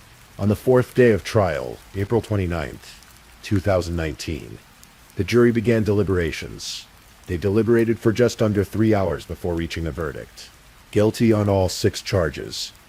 1 count of malice murder, 2 counts of felony murder, 2 counts of first-degree cruelty to children, 1 count of concealing the death of another. It was, as one observer noted, one of the least surprising verdicts in Georgia history. How could it be otherwise when the defendant mounted no defense? But the trial wasn't over. Now came the sentencing phase. Under Georgia law in capital murder cases, the jury must decide between 2 sentences: life in prison without parole, or death. The same jury that convicted Tiffany Moss now had to determine if she should die for her crimes. On April 30th, Danny Porter addressed the jury, asking them to sentence Moss to death. He recounted the medical examiner's testimony about the stages of starvation. He reminded them that this process took weeks. Who in the world conceives of or executes a plan to starve a 10-year-old to death? He asked the jury, there are some crimes that are so horrible, so heinous. The only balance you can pay is with your life. Justice demands the proper payment. Lisa Jones described Tiffany's attitude toward Imani in stark terms. Imani was nothing to Moss. She was a nuisance. She was ugly. She was nothing. She was a pain. She was disposable. She was trash. Porter emphasized that while Amen was also guilty, he was the follower in this relationship. Do you think that fool Amen could have really come up with this plan? Do you really think he was the brains of the outfit? Porter argued that Tiffany was the mastermind, that Amen had been seduced and enamored and under the influence of this defendant to the point where he turned his eyes away from his own child. On Monday evening, the jury sent a note to Judge Hutchinson. They were at an impasse and wanted to go home and sleep on it. The judge granted the request. On Tuesday, May 1st, 2019, they returned to deliberations. After 2.5 hours, they reached a decision. The jury filed back into the courtroom. Tiffany Moss sat at the defense table, expressionless as she had been throughout the trial. The verdict was read. Death. Death by lethal injection. Moss showed no emotion as the unanimous decision was read aloud. She became Georgia's only woman on death row. If the sentence is carried out, she would be only the third woman executed in Georgia's history. There's no joy when a jury imposes a death sentence. District Attorney Danny Porter said after court adjourned. But this was one of the worst cases I've ever seen. The first time you look at it, it made you sick. The last time you look at it, it makes you sick.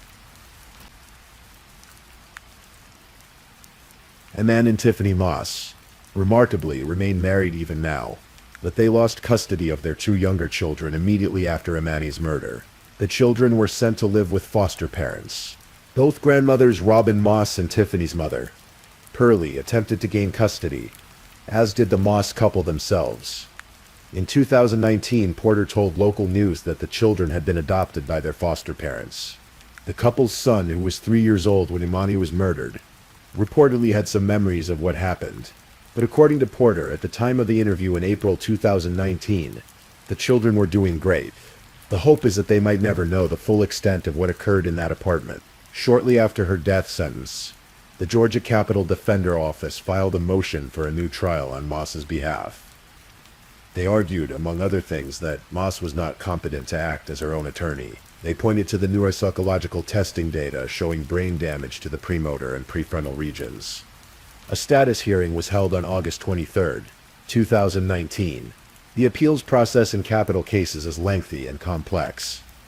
Under Georgia law, there's an automatic appeal to the state Supreme Court in all death penalty cases, even if the condemned person doesn't want representation. In January 2024, Gwinnett County Superior Court Judge Karen Byers rejected Moss's motion for a new trial. In her ruling, she stated that Moss intelligently, voluntarily, and knowingly invoked her right to self-representation. As of now, Tiffany Moss remains on death row at Arendelle State Prison. She is still Georgia's only female death row inmate. The appeals process continues. Whether the death sentence will ultimately be carried out remains to be seen. Amen Moss remains in Smith State Prison, serving his life sentence without parole. And Imani would have turned 22 years old in April of 2025 if she had lived. She might have finished college, might have been pursuing a career, might have been in love, might have been creating art or music, or building a life filled with all the possibilities that were stolen from her. Instead, she's remembered through court documents and news articles, through the testimony of teachers who cherished her, and a grandmother who fought for her, through the reforms her death prompted in Georgia's child welfare system. There's a particular cruelty in how Imani died.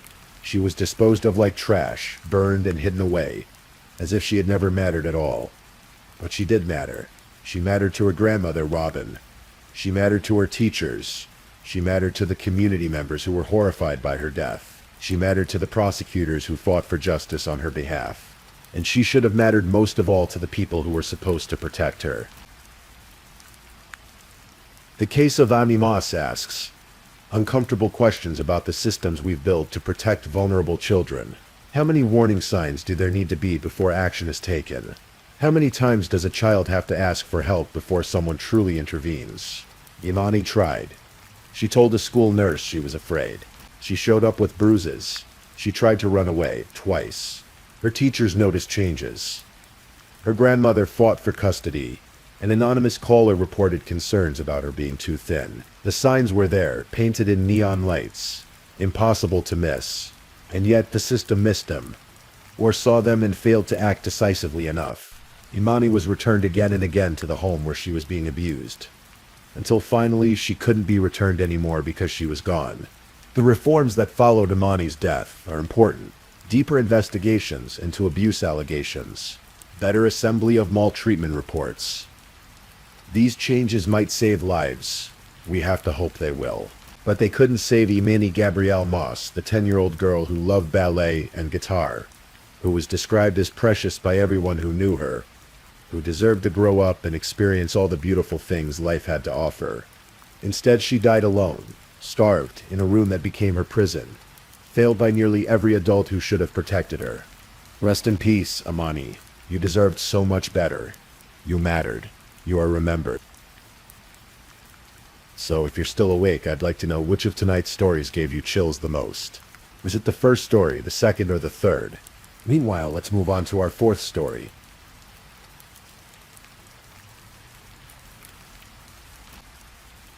Story 4. In the quiet suburbs of Reynoldsburg, Ohio, just outside Columbus, February 19, 2024, began like any other winter Monday. The Tussing Place Apartments, a modest complex on Drew Heights Place, housed families going about their ordinary lives. Children had recently returned from school. Workers were coming home. But inside one particular apartment, something had been building for a very long time. Something that, according to those who loved him most, had been waiting to break for years. This is the story of Jihad Hughes. A 21-year-old man who, by all accounts, shouldn't have died that day. A man whose death would leave his family shattered in ways that seem almost impossible to comprehend. Because Jihad wasn't killed by a stranger. He wasn't killed in a random act of violence on the streets. He was killed by the person who brought him into this world. His mother. But to understand what happened on that February afternoon, we need to understand who Jihad was. We need to understand the life he lived.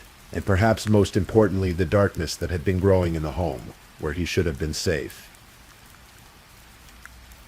Jihad Hughes was, by every measure, a young man trying to build a life. Born to J.D. Hughes and LaQuandra Williams. He grew up with siblings in central Ohio. Those who knew him described him with consistent words. Quiet, respectable, nice. He was the kind of person who didn't demand attention, who spoke only when he had something meaningful to say. In 2021, Jihad graduated from Groveport Madison High School. It wasn't the end of his journey, but a beginning. The following year, in 2022, he made a decision that spoke to his character. He enlisted in the United States Army. It was a path that suggested purpose, structure, a young man looking toward his future with determination. But Jihad's life wasn't defined solely by institutions or career paths. At his core, faith meant everything to him. He was a devoted member of God's Way Power of Love ministry, under the guidance of Pastor Nathaniel Johnson Sr. Those who worshipped alongside him noticed how he embraced the Word of God, how gospel music seemed to speak to something deep within him. It was more than routine. It was genuine. Family, too, was central to Jihad's world. He especially cherished his nephew, Malachi. In many ways, Jihad had become a father figure to the boy. The time they spent together wasn't just about being an uncle. It was about presence, about showing up, about being the kind of man a child could look up to. These weren't grand gestures. They were the quiet, steady acts of love that defined character. He was, as one family member would later describe him, a man of few words. But when Jihad spoke, people listened. There was weight to his presence, even in his silence. And as February 2024 arrived, he was still building that life, still moving forward, still being the person those around him had come to depend on. He had no way of knowing that the apartment he shared with his mother and siblings would soon become the site of his death. What happened inside that apartment on Drew Heights Place didn't begin on February 19th. It had been building for years. This is perhaps the most haunting aspect of Jihad's story. The sense that those who loved him had seen this coming, had feared it, but had been powerless to stop it. Laquandra Williams was 44 years old in February 2024. She was a mother of multiple children. She worked as a caregiver. From the outside, she was living an ordinary life in an ordinary suburb. But according to those closest to the family, something had been deeply wrong for a very long time. After Jihad's death, his father, J.D. Hughes, would stand in a courtroom and speak words that carry immense weight.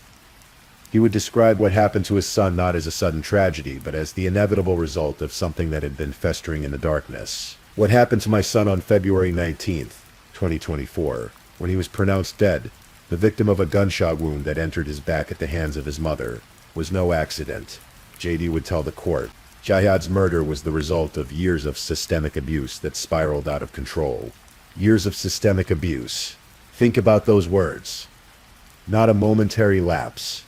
Not a single argument that went too far. Years. Systemic abuse. One of Jihad's sisters would later post on social media, her words raw with grief and confusion. "My heart is so crushed," she wrote. "I never would have imagined this happening. I lost my brother and my mom." Then she added something that suggests the family had been aware of their mother's struggles. "If you're dealing with a mental illness, please go and get help." She would go on to write about her brother's death, in terms that are almost unbearable to consider. "My brother didn't deserve to die behind the hands of our mother. Not being in her right state of mind," she wrote. "But sometimes the devil, when you let him in, he takes over your mind, then body. And then this. He's a hero. He saved my sisters to no longer having to deal with this trauma. Finally, no more pain." These aren't the words of someone shocked by an isolated incident. These are the words of someone who had been living in fear, someone who understood that danger lived inside their home. Jihad's defense attorney Peter Scranton would later describe the case as different from any he'd encountered. "I cannot even begin to fathom what she's thinking and how she's feeling," he said of Laquandra Williams. "Here you have somebody who lost her son and he has siblings, so she feels bad for her children. She's upset. But what had been happening in that apartment? What had Jihad and his siblings been enduring? The full details remain locked within the family's private pain.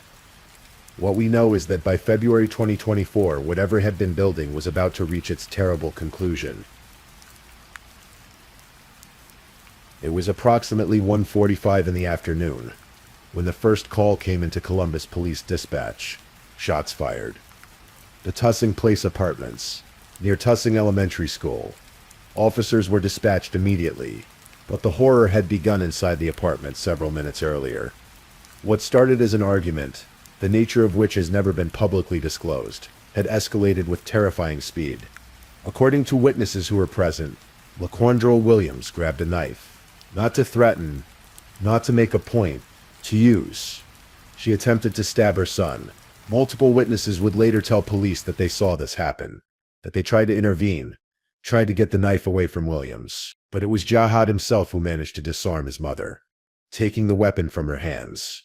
Think about that moment. Your mother tries to stab you. You manage to take the knife away. The immediate danger seems to have passed. What would you do? Where would your mind go? For Jihad, the answer seems clear. He needed to leave. This was no longer safe. Whatever had been wrong for years had finally broken completely. But Williams wasn't done. According to the witnesses, after being disarmed, she said something chilling. 4 words that would echo through court documents, news reports. "I'm going to show you something." She walked outside to her vehicle. Everyone in that apartment knew what she kept in her car. A handgun. Witnesses and Jihad understood immediately what was happening. They acted quickly, locking the doors behind Williams, keeping her outside. They had created a barrier, however temporary. But Jihad had made a decision. He wasn't going to stay. He couldn't stay. He began packing his bags, his belongings, the essentials of his life. He was 21 years old, preparing to walk out of his mother's home, perhaps understanding on some level that he could never come back. The witnesses watched him pack. They must have felt the tension, the fear of what would happen when he stepped outside. Did they try to convince him to stay, to wait for police, to find another way out? We don't know. What we know is that within minutes, Jihad Hughes, with his bags in his hands, opened the door and stepped outside. His mother was waiting. Laquandra Williams sat in her car. She had retrieved the handgun she kept there. As her son emerged from the apartment building, bags in hand, clearly leaving, she stepped out of the vehicle. Jihad wasn't facing her. He was walking away. His back was turned. He wasn't threatening anyone. He wasn't advancing toward his mother. He was doing exactly what most people would do in such a situation. Removing himself from danger, Williams raised the gun and fired, at close range. The bullet struck Jihad in the back. A neighbor looking out their window at that moment witnessed the shooting. They would later tell police what they saw.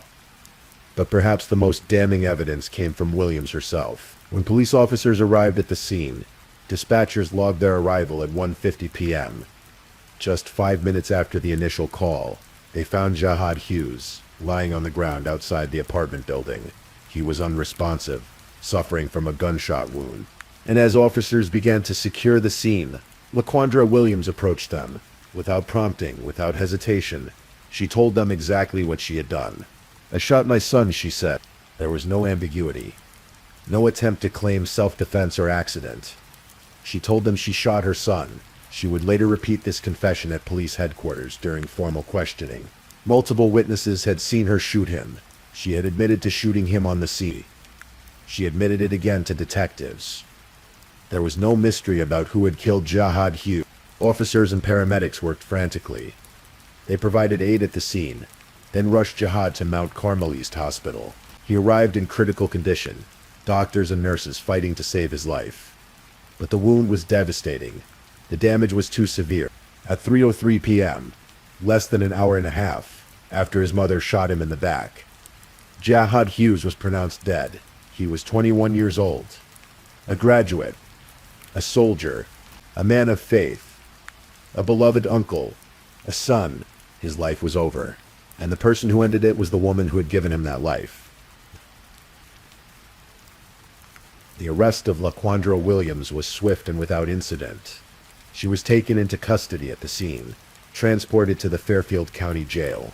The charges were severe: aggravated murder, felony murder, and felonious assault. These weren't charges that suggested an accident or a momentary lapse in judgment. These were charges that reflected the deliberate nature of what had occurred. In the days following Jihad's death, social media became a window into the family's anguish. His sister Micaiah Adkins posted messages that revealed the impossible position the surviving children found themselves in. She had lost her brother, but she had also, in a sense, lost her mother. "I lost my brother and my mom," she wrote. The pain in those words is almost unbearable to read. How do you grieve both at once? How do you mourn a brother while knowing your mother is the reason he's gone? She continued, "If you're dealing with a mental illness, please go and get help. My brother didn't deserve to die behind the hands of our mother, not being in her right state of mind.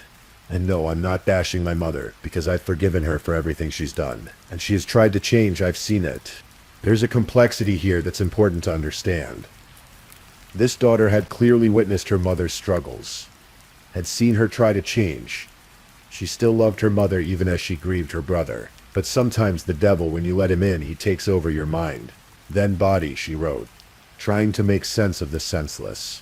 And then she added something that speaks to the depth of what this family had endured. "He's a hero. He saved my sisters to no longer having to deal with this trauma. Finally, no more pain. Jihad, as a hero. Jihad's death in some terrible way, as a release for his siblings. These aren't words anyone should have to write about, their brother.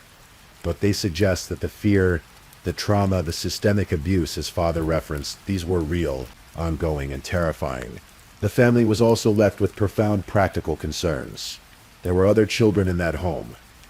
Williams had been their caregiver, their mother. Now she was in jail, charged with murder. The siblings who remained had to figure out how to move forward in the absence of both their brother and their mother. Laquandra Williams's first court appearance came quickly. She was advised of the charges against her, the most serious of which, murder, carried a potential sentence of life in prison. Her defense attorney, Peter Scranton, faced an almost impossible task. His client had confessed at the scene. She had confessed to detectives. There were multiple witnesses. There was no question about what happened, only the question of why. Scranton described Williams as being in shock, not fully processing what she had done. "She's upset," he said. "It's so new and raw, I don't think she's processed everything that's going on." He also indicated that Williams hoped to repair her relationship with her surviving children, though how one rebuilds after something like this is difficult to imagine. Initially, Williams' attorney indicated she would plead not guilty. Perhaps there would be arguments about her mental state, about diminished capacity, about the various factors that had led to this moment. A trial was scheduled for August 13th, 2020. But as the weeks passed, something changed. The prosecution, led by Fairfield County Prosecutor Kyle Witt, had an overwhelming case. The evidence was undeniable, and perhaps Williams herself, as the reality of what she'd done settled in, understood that there was no defense that could undo what had happened. On August 5th, 2024, before the trial could begin, LaQuandra Williams accepted a plea deal. She pleaded guilty to 1 count of murder with a 3-year firearm specification, and 1 count of felonious assault. The charges were serious, but they represented a resolution that avoided a trial that would have forced the surviving family members to relive the trauma in painful detail. The sentencing hearing was held shortly after Williams entered her guilty plea. It was a moment for the family to finally speak, to put into words what Jahad's death had meant to them. Jahad's father, J.D. Hughes, stood before the court. The man who had raised Jahad, who had watched him grow from a boy into a young man, who had seen him graduate and enlist and embrace his faith. J.D.'s statement was direct and devastating. He made it clear that he did not view what happened as an accident or a tragedy in the traditional sense. This was murder. And it was the culmination of something that had been building for years. What happened to my son on February 19th, 2024, when he was pronounced dead, the victim of a gunshot wound that entered his back at the hands of his mother, was no accident, he said. Jihad's murder was the result of years of systemic abuse that spiraled out of control. Systemic abuse. Years. Spiraled out of control. These words painted a picture of a family living in chronic fear, of a young man who had endured more than anyone outside that home could fully understand. Jihad's brother and 2 sisters also gave statements, each one adding their voice to the chorus of grief, each one trying to express the magnitude of what had been lost. A brother, a son, an uncle, a man who had been trying to do the right things, build the right life, be the right person. Prosecutor Kyle Witt addressed the court as well. No sentence imposed by the court will fill the void left by the senseless murder of Jahad Hughes at his mother's hand. He said, but LaQuandra Williams has been held to answer for her crimes, and justice was served here today when she was sentenced to life in prison. The judge, Richard E. Behrens of the Fairfield County Court of Common Pleas, handed down the sentence. LaQuandra Williams was sentenced to life in prison with the possibility of parole after 18 years. The firearm specification added 3 years to be served consecutively. She was also convicted of felonious assault, with its own life sentence with parole eligibility after 15 years. To run concurrently. In practical terms, Williams will be at least 62 years old before she can even be considered for parole. By the time she could potentially walk free, her son would have been 39 years old if he had lived. Williams was immediately remanded to the custody of the Fairfield County Sheriff and would be transported to the Ohio Department of Rehabilitation and Corrections to begin serving her sentence.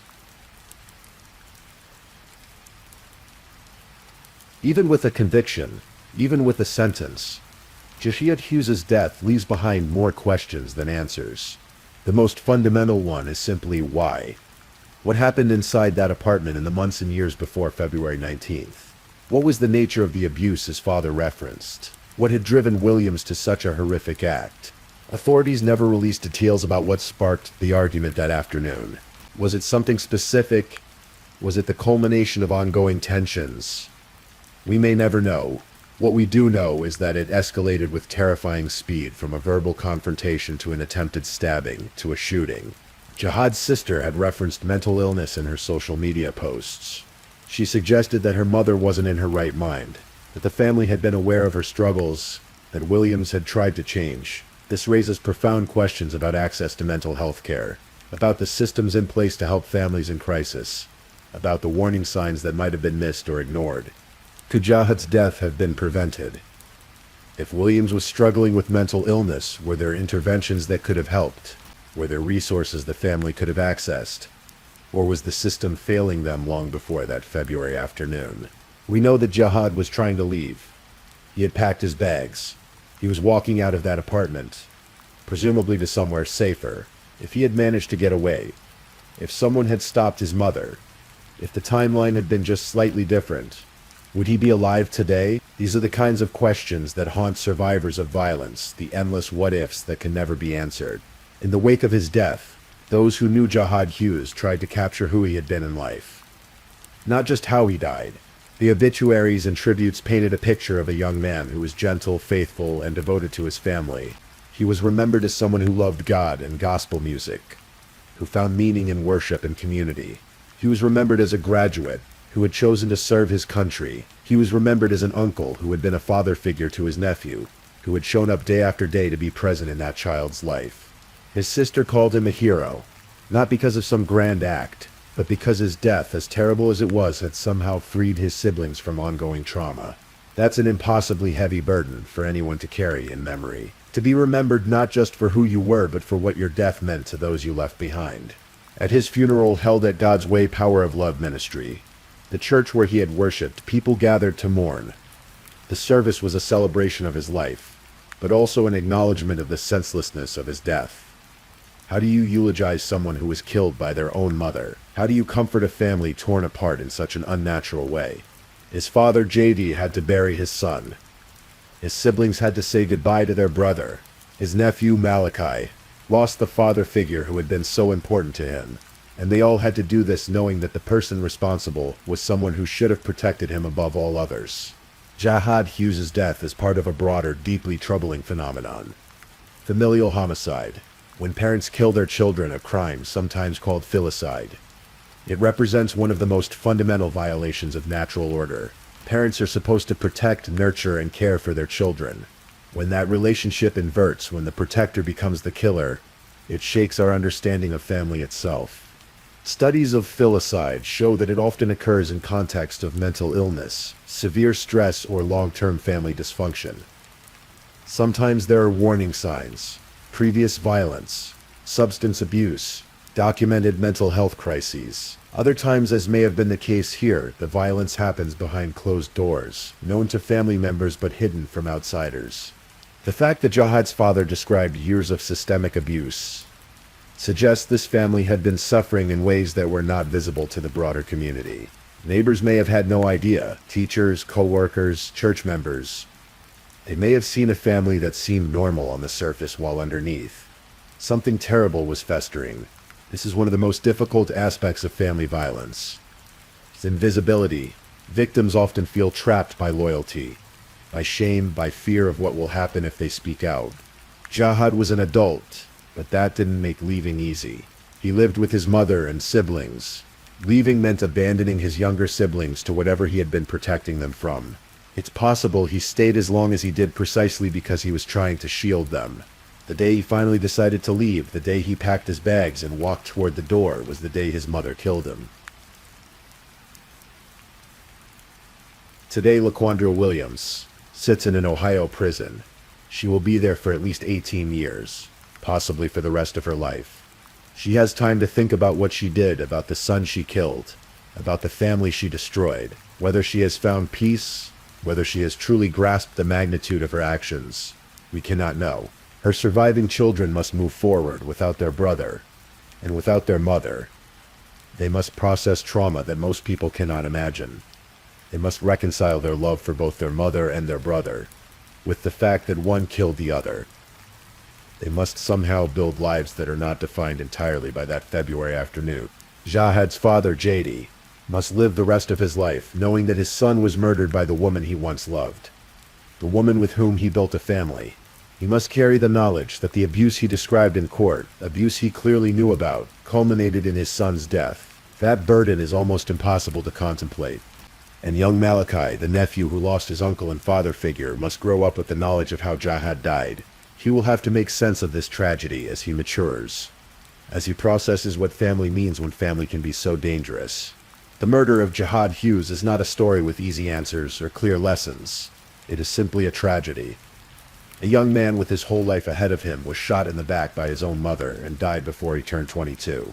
A family was shattered in ways that can never be fully repaired, and the community of Reynoldsburg, Ohio, had to grapple with the knowledge that such horror could happen in their quiet suburb, in an ordinary apartment complex, on an ordinary Monday afternoon. If there is anything to take from Jihad's story, it might be this. Abuse in families is real. It is often hidden, and it can be deadly. When people speak about systemic abuse, when they reference years of trauma, when they say someone wasn't in their right mind, these are not excuses, they are explanations, and they are warnings. Families in crisis need help. People struggling with mental illness need support. And those living in fear inside their own homes need to know there are ways out. Resources available, people who will believe them and help them. Jihad tried to leave. He packed his bags. He walked out the door, but he was 5 minutes too late. 5 minutes between packing a bag and being shot. 5 minutes between escape and death. 5 minutes that changed everything. We cannot give Jihad those 5 minutes back. We cannot undo what happened on Drew Heights Place. We cannot restore him to his family, to his nephew, to the life he was trying to build. All we can do is remember him, remember who he was. Quiet, faithful, kind, a man trying to do right by his family, by his faith, by himself. And remember how he died, shot in the back while trying to escape, killed by the person who should have loved him most in the world. May Jihad Hughes rest in peace. May his family find healing. And may we, as a society, do better to protect those living in fear inside their own homes. In the months since Jihad's death, his family has tried to maintain his memory in meaningful ways. They gather to remember the good times, the gospel music, the time with Malachi, the quiet moments of faith and family. They have forgiven, at least in part, though forgiveness doesn't erase the pain. LaQuandra Williams remains incarcerated, serving her sentence. In 18 years, she will have the opportunity to plead her case for parole. Whether she will be granted freedom, whether the parole board will believe she no longer poses a danger, remains to be seen. But even if she is eventually released, she will be released into a world without her son, into a family that has been forever changed by what she did. The apartment on Drew Heights Place no longer houses the Hughes family. Too many memories, too much pain. The other residents of the complex have moved on, though some surely remember that February afternoon, the sound of a gunshot, the sight of a young man lying on the ground. Tussing Elementary School still stands nearby, children still walking to and from school, unaware of the tragedy that unfolded just down the street. Life, as it always does, has continued. But for those who love Jihad Hughes, life will never be quite the same. This was his story. This was his death, and this is how we remember him. Not just as a victim, but as a person, a son, a brother, an uncle, a soldier, a man of faith. Jihad Hughes, 21 years old, gone far too soon, killed by the one who brought him into the world. May he rest in eternal peace. Please, if you're still awake, let's move on to our last story. Story 5. Tonight we're going to explore a story that shook a small Lancashire town and eventually changed the way an entire nation views prejudice and difference. This is the story of Sophie Lancaster, a young woman whose life was cut tragically short, not because of anything she said or did, but simply because of how she chose to express herself. This story, while heartbreaking, is one that needs to be told, not to disturb your rest, but to honor a memory and perhaps in the quiet of the night, to reflect on what it means to truly accept one another. Take a deep breath, and let's begin. Sophie Louise Lancaster was born on November 26, 1986, in the small town of Haslingden, Lancashire, England. Lancashire is a place of rolling hills, old mill towns, and tight-knit communities where everyone seems to know everyone else. It's the kind of place where tradition runs deep, where conformity is often more comfortable than standing out. But Sophie was never one for conformity. From an early age, Sophie showed a creative spirit that couldn't be contained.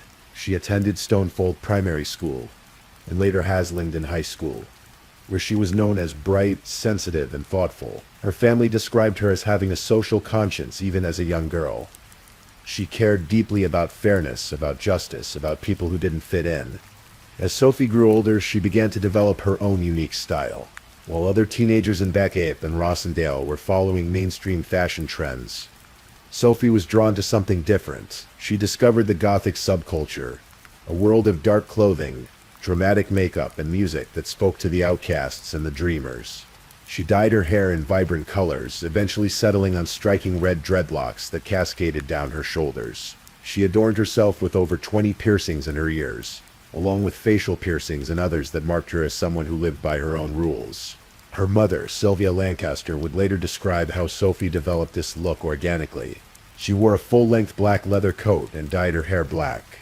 Sylvia remembered, it was just what she was. She'd always been different, a bit of an outsider, but Sophie was so much more than her appearance. She was funny and kind, with a quick wit that could make anyone laugh. She was brave, the kind of person who would stand up for others, who wouldn't back down when she believed in something. She loved to read, immersing herself in books and ideas. She listened to music with the kind of passion that only young people seem to possess, attending live shows and losing herself in the sound. At the time of her death, Sophie was on a gap year. She had plans, big plans. She wanted to attend Accrington and Rossendale College to study for an English degree. She dreamed of becoming either a journalist or a youth worker, professions that would allow her to help others, to give voice to those who felt unheard. Sophie wanted to make a difference in the world. In 2005, Sophie met someone who understood her completely. His name was Robert Maltby. Robert was 21 years old, an art student from Manchester with his own creative vision and alternative style. Like Sophie, he didn't fit the mold of what a young man from Lancashire was supposed to look like. He wore makeup sometimes, had a lip piercing, and dressed in ways that made him stand out in their small town. They met through mutual friends, and the connection was immediate.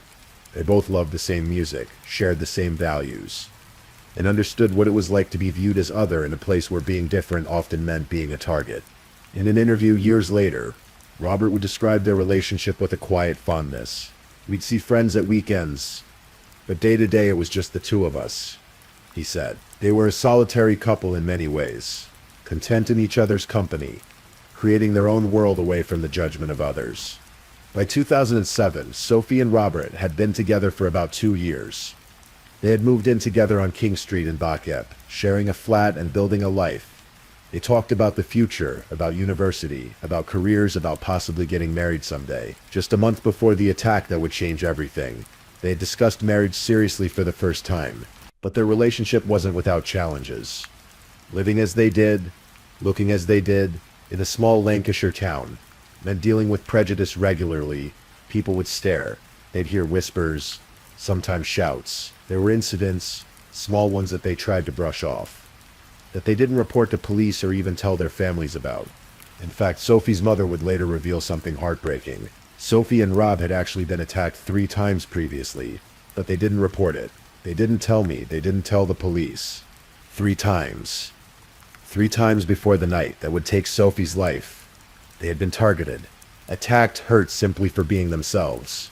And 3 times they had stayed silent, perhaps hoping it would stop, perhaps not wanting to worry their families, perhaps thinking that this was just the price they had to pay for refusing to change who they were. They remained defiant. They remained free-spirited.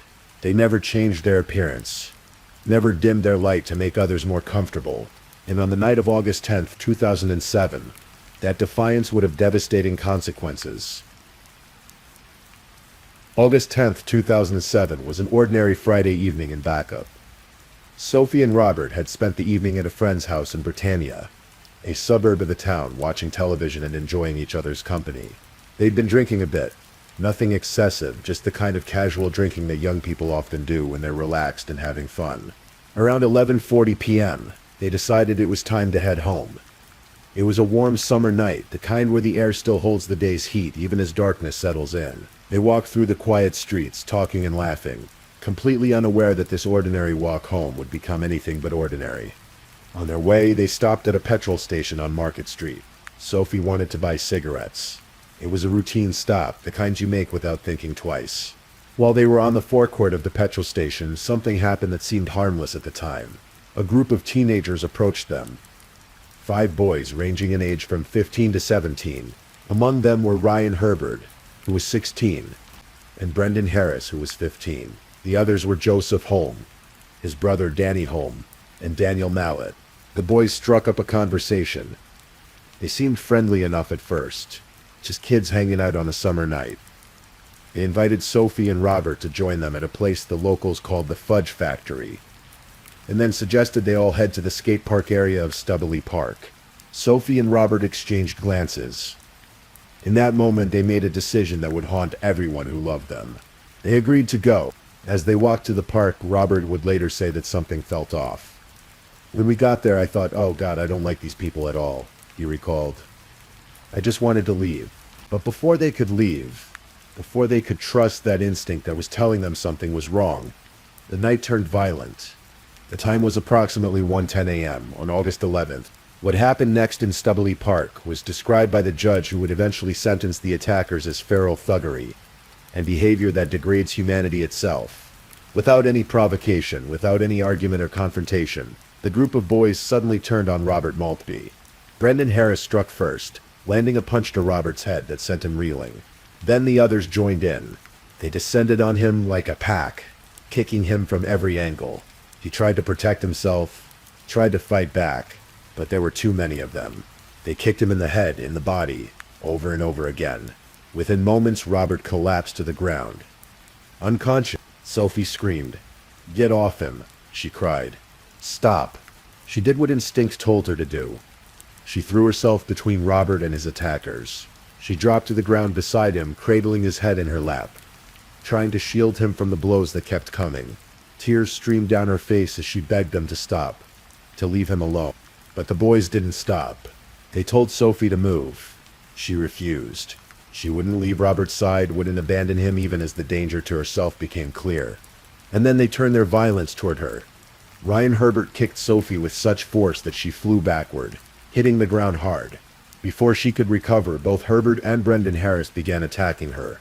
They kicked her head from opposing sides simultaneously. They jumped up and down on her skull with their full weight. One witness, a 15-year-old girl watching in horror, would later tell police they were running over and just kicking her in the head and jumping up and down on her head. Herbert delivered one final stomp to Sophie's skull, a blow so powerful that it left the imprint of his trainer on her face. By the time they stopped, both Sophie and Robert lay unconscious on the ground, their faces so swollen and disfigured that when emergency services arrived, the paramedics couldn't tell which victim was male and which was female. The boys walked away from the scene as if nothing significant had happened. When they encountered another teenager shortly after, witnesses described them as behaving in a giddy way, hyperactive and bouncing around doing silly things. They were boasting about what they'd done. Herbert told someone, "You want to see them, they are a right mess." During police questioning, Harris was described as laughing and joking about the attack with his mother present. These weren't hardened criminals. They were teenagers, children, really, who had just committed an act of such savage brutality that it defied comprehension, and they seemed to think it was funny. Emergency services received a call at 1:15 a.m. The caller was a 14-year-old girl who had witnessed the attack. Her voice on the recording was desperate, panicked. We need an ambulance at Backup Park. This Mosher has just been banged because he's a Mosher." Even in her panic, even as she called for help, the language she used reflected the dehumanization that had led to the attack. Sophie and Robert weren't people in that moment. They were mushers, a derogatory term for those who dressed alternatively. Paramedics arrived to a scene of horror. Both victims were unconscious, their injuries severe. Sophie and Robert were rushed to hospital immediately. Robert Maltby was taken to intensive care with internal bleeding and severe head trauma. He was placed in a medically induced coma. The doctors weren't sure he would survive. His family kept vigil at his bedside, praying, hoping, waiting. After a week, Robert opened his eyes. He had survived, though the road to recovery would be long and painful. The attack had left him with serious brain damage, injuries that would affect him for the rest of his life. When he regained consciousness, his first thought, his only thought, was Sophie. "All I wanted to do was go and see Sophie," he later said. But Sophie's condition was far worse. She had been transferred to Fairfield General Hospital in Barry, then moved to the neurology unit at Hope Hospital in Salford, as doctors tried desperately to save her life. But the damage to her brain was catastrophic. The blows to her head had been so severe, so repeated, so vicious, that there was nothing the doctors could do. Sophie Lancaster lay in a deep coma, machines breathing for her. Her family gathered around her bed. Her mother Sylvia, her father John, her brother Adam. They held her hands, talked to her, prayed for a miracle that wouldn't come. For 13 days, Sophie fought. For 13 days, her family hoped. For 13 days, the nation watched and waited, horrified by what had happened in that park and back. But on August 24th, 2007, the doctors told the Lancaster family what they had feared. Sophie would never regain consciousness. The damage was too extensive. Their beautiful daughter, their funny, brave, kind Sophie, was gone. The family made the most difficult decision any parent can make. They agreed to turn off life support. Sophie Lancaster died on August 24th, 2007, 13 days after the attack. She was 20 years old. Lancashire police launched a major investigation immediately. They knew from witness statements that up to 15 people had been in Stubbley Park that night, though not all had participated in the attack. The park was a popular hangout spot for local teenagers.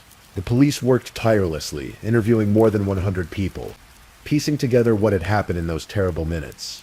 And as they investigated, a clear picture emerged. Sophie Lancaster and Robert Maltby had been targeted for one reason, and one reason only. They looked different. The police identified the Gothic dress of the couple as the primary motivation for the attack. This wasn't a robbery. There was no prior conflict. Sophie and Robert hadn't said or done anything to provoke violence. They had simply been walking home, being themselves, and that had been enough to make them targets. 5 teenagers were arrested and charged. Ryan Herbert, 16. Brendan Harris, 15. Joseph Holm, 17. His younger brother Danny Holm, 16. And Daniel Mallet, 17. They were believed to be members of a gang that called itself the Backup Terror Group. When investigators looked into the backgrounds of these boys, disturbing patterns emerged. Both Herbert and Harris regularly smoked cannabis. They'd been in trouble before. 4 months prior to the attack on Sophie and Robert, both boys had received convictions for assaulting and stamping on another 16-year-old boy in the same park. They had done this before, and they would do it again. Initially, all 5 were charged with grievous bodily harm with intent. But when Sophie died, the charges were upgraded.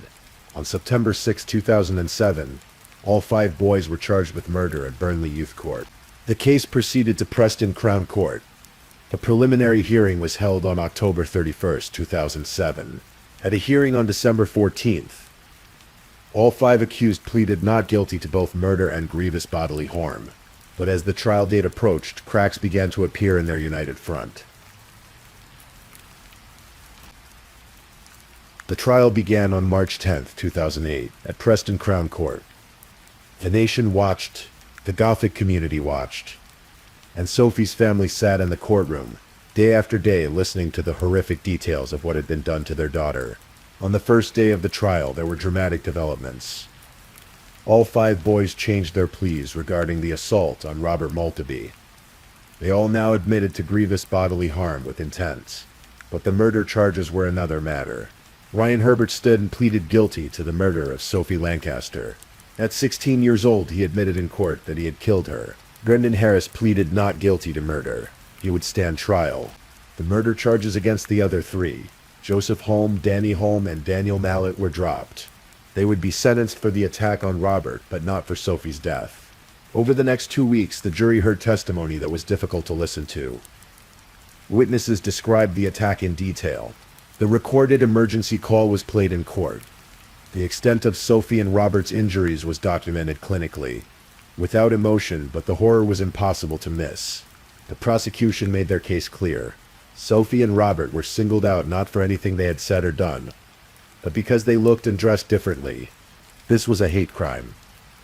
This was murder based on nothing more than prejudice, intolerance, and the inability to accept that someone else might choose to live differently. On March 27, 2008, the jury returned with their verdict. Brendan Harris was found guilty of murder. For the first time, the judge allowed the names of both Harris and Herbert, which had been withheld during the trial because they were minors, to be made public. The nation now knew who had killed Sophie Lancaster. On April 28, 2008, Judge Anthony Russell QC delivered his sentencing remarks. They were scathing, powerful, and would be quoted for years to come. This was a terrible case which has shocked and outraged all who have heard about it. Judge Russell began. This is a case which I believe has shocked not only those who know the area, but the nation as a whole. He described the attack as feral thuggery that raised serious questions about the sort of society which exists in this country. Then he said something that would resonate deeply. At least wild animals, when they hunt in packs, have a legitimate reason for so doing, to obtain food. You have none, and your behavior on that night degrades humanity itself. Ryan Herbert, who had pleaded guilty, was sentenced to life imprisonment with a minimum term of 16 years, and 3 months before he could be considered for parole. Brendan Harris, found guilty after trial, was sentenced to life imprisonment with a minimum term of 18 years. The 3 others received indeterminate sentences. Joseph and Danny Holm were sentenced to a minimum of 5 years and 10 months each. Daniel Mallett received a minimum of 4 years and 4 months. As the sentences were read, the boys showed no emotion.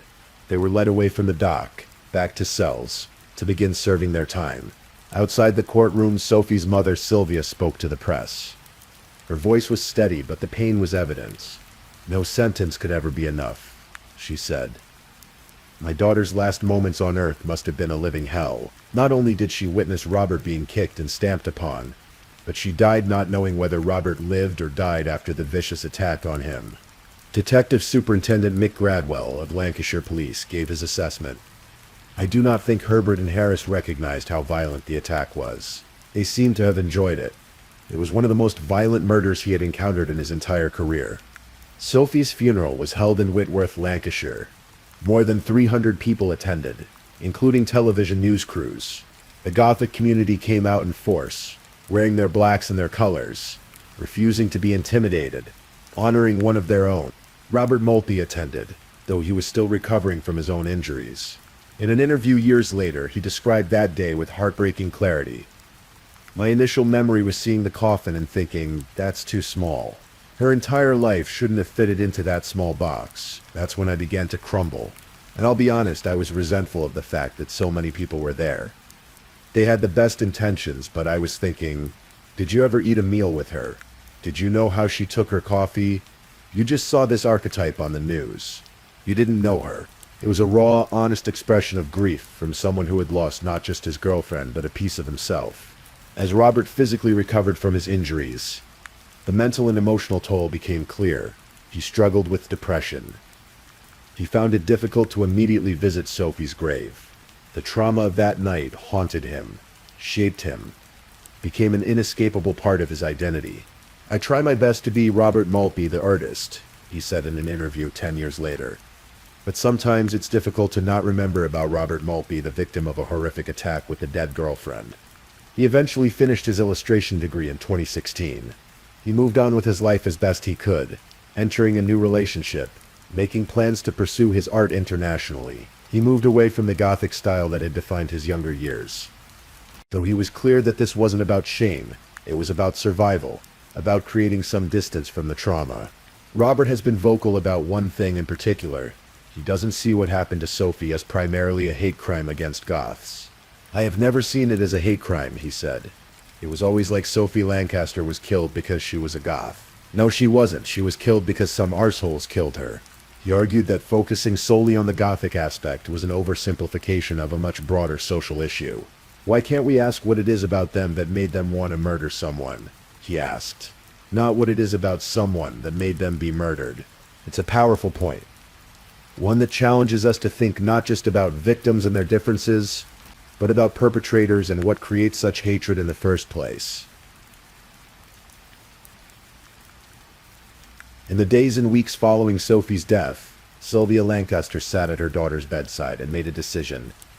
She had seen firsthand the abuse and prejudice Sophie had endured simply for being different. She had watched her vibrant, loving daughter fight for her life, and lose that fight because of intolerance and hatred. Originally, Sylvia had imagined that when Sophie recovered, because she had to believe Sophie would recover, they would go into schools together, They would talk to young people about difference, about acceptance, about the importance of being yourself, and letting others do the same. When Sophie died, Sylvia decided to carry on that work alone.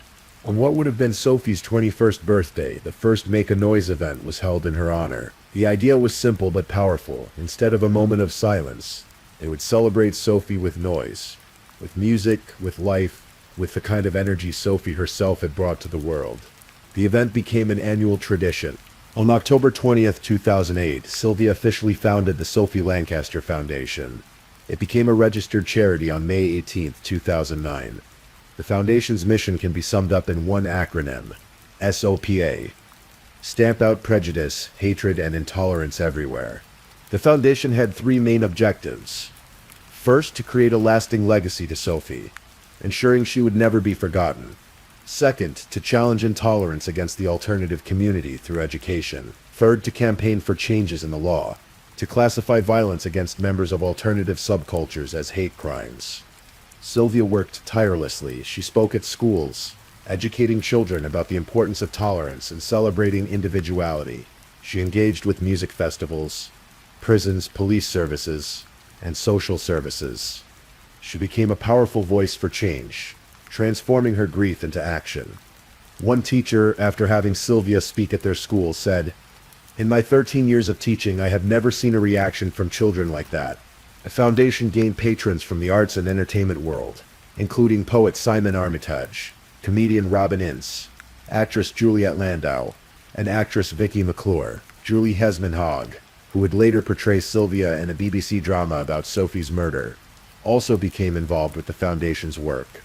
Perhaps the foundation's most significant achievement came in April 2013, when Greater Manchester Police officially began recording offences committed against goths and members of other alternative subcultures as hate crimes.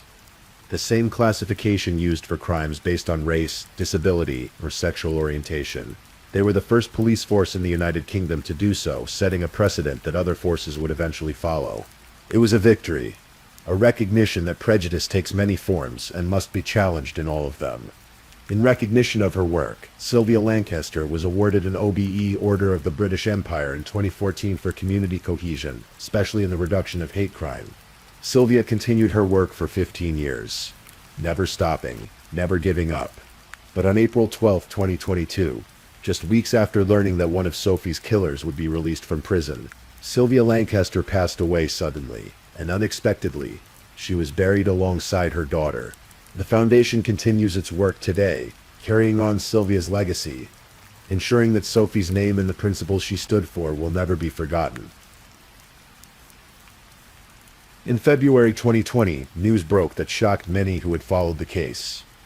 Ryan Herbert's minimum jail term had been reduced. A high court judge concluded that Herbert had made exceptional progress in prison. His minimum term was cut from 16 years and 3 months to 14.5 years. Sophie's family was devastated. Sylvia released a statement, expressing her disappointment. "Once again, we have a justice system that fails to deliver justice. However much progress people make in prison, they have been given their sentence in recognition of the extent of their crime," she continued, describing the attack in terms that left no room for misunderstanding. The judge at the murder trial described the attack on Sophie as feral, with the attacker's behavior savage and merciless. Her injuries were so severe, the paramedics attending the scene could not facially distinguish if she were male or female. "How can you bear knowing the reality of the level of violence my daughter was subjected to, and stack that up against reducing the minimum tariff, because they have done well in prison?" She ended with words that captured the reality of being a victim's family. "Her attackers may not have been given a life sentence, but I have." In March 2022, the parole board made its decision. After considering the circumstances of Herbert's offending and examining the evidence for his progress in custody, the panel decided that Ryan Herbert was suitable for release. The statement from the parole board noted that Herbert had made significant changes to his life, which reflected his remorse, his insight, and increased maturity. His behavior in prison had initially been poor, but it changed once he moved into an adult facility. He had participated in rehabilitation programs. He had, by all accounts, changed. Ryan Herbert was released from prison in 2022. 15 years after he murdered Sophie Lancaster, he is now subject to license conditions that will remain in place for the rest of his life, with restrictions on his movements. living arrangements, and associations. Brendan Harris, who was found guilty after trial rather than pleading guilty, received a longer minimum sentence. He remains in prison as of this recording. The 3 others involved in the attack served their sentences and have been released. They returned to their lives, carrying with them the knowledge of what they did that night in Stubbley Park. Sophie's story has resonated far beyond the borders of Lancashire. It has inspired art, music, plays, films, and books. It has sparked conversations about prejudice, about youth violence, about the kind of society we want to build. In 2010, Robert Maltby held an exhibition of his art at Affleck's Palace in Manchester, featuring 15 paintings inspired by Sophie. It was his way of honoring her memory, of transforming grief into something beautiful.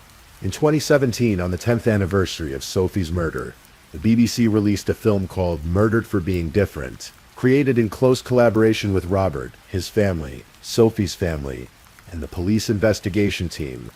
The drama told the story of Sophie and Robert's relationship and the violence that destroyed it. The film was praised for its sensitive handling of the material and won a BAFTA award. Poet Simon Armitage created a sequence of poems about Sophie's life and death, giving voice to Sylvia's grief and Sophie's memory. In 2021, the popular British soap opera Coronation Street featured a storyline inspired by Sophie's murder. With input from Sylvia Lancaster and the Foundation, the show depicted a hate crime against a Gothic character named Nina Lucas and her boyfriend Seb Franklin, who died from his injuries. The storyline brought Sophie's story to millions of viewers, raising awareness about hate crimes against alternative subcultures. Music festivals across the UK honor Sophie's memory. Bloodstock Festival named a stage after her, ensuring that every year thousands of people in the alternative community gather and celebrate the kind of individuality Sophie represented. The case has been compared to the 1997 murder of Brian Denecke in the United States, another young man from an alternative subculture who was killed by those who viewed him as different. These cases remind us that this kind of prejudice is not limited to one place, one time, or one culture. It's a human problem that requires a human solution. So what do we take from Sophie Lancaster's story as we settle into sleep tonight? Perhaps it's this. Sophie Lancaster was murdered because she was different, but she was also celebrated because she was different. She lived authentically, refusing to dim her light to make others comfortable. She loved deeply. She stood up for her boyfriend even when it put her in danger. She had dreams and plans and a future that was stolen from her. Her death was senseless, brutal, and wrong. But her life had meaning. Her life had purpose, and through the work of her mother, through the foundation that bears her name, through the countless people who have been educated about tolerance and acceptance, Sophie's life continues to have impact. Every time someone chooses kindness over cruelty, every time someone stands up for someone who looks different, every time a young person learns that it's okay to be yourself, that's Sophie's legacy. Robert Maltby survived that night in Stubbley Park. But he survived with scars both visible and invisible. He has spoken powerfully about his experience, about the complexity of being forever associated with a tragedy, about the challenge of moving forward while carrying the weight of the past. The 5 boys who attacked Sophie and Robert were children themselves, teenagers whose capacity for violence shocked everyone who knew them.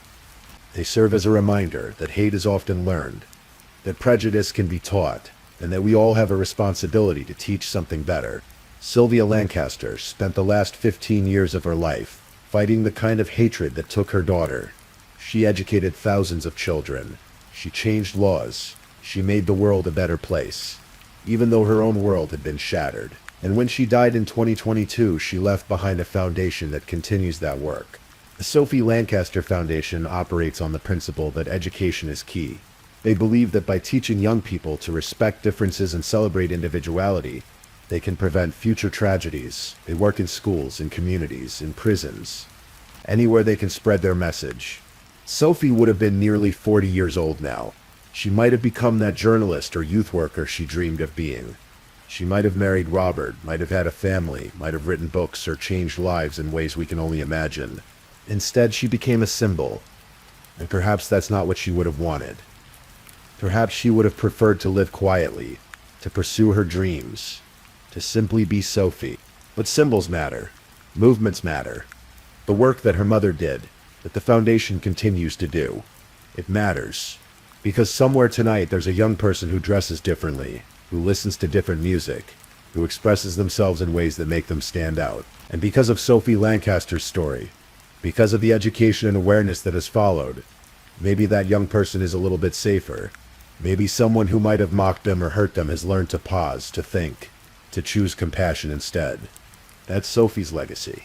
So as you drift off to sleep tonight, remember Sophie Louise Lancaster. Remember her kindness, her bravery, her refusal to be anyone but herself. Remember that she died doing what was right, protecting someone she loved, refusing to abandon him even in the face of violence. Remember that difference is not a threat. It's a gift. It makes our world richer, more interesting, more beautiful. And remember that each of us has a choice every single day to stand against hatred, to choose acceptance, to make noise for those who can no longer speak for themselves. Rest in peace, Sophie Lancaster. Born November 26, 1986. Died August 24, 2007. Gone far too soon, but never ever forgot. Thank you for listening to tonight's true crime story. Rest peacefully knowing that another story awaits you next time, ready to accompany you on another journey toward restorative sleep. But if you're still awake, don't forget to like and subscribe so you don't miss our next true crime stories. And until next time, stay safe and take care. Good night.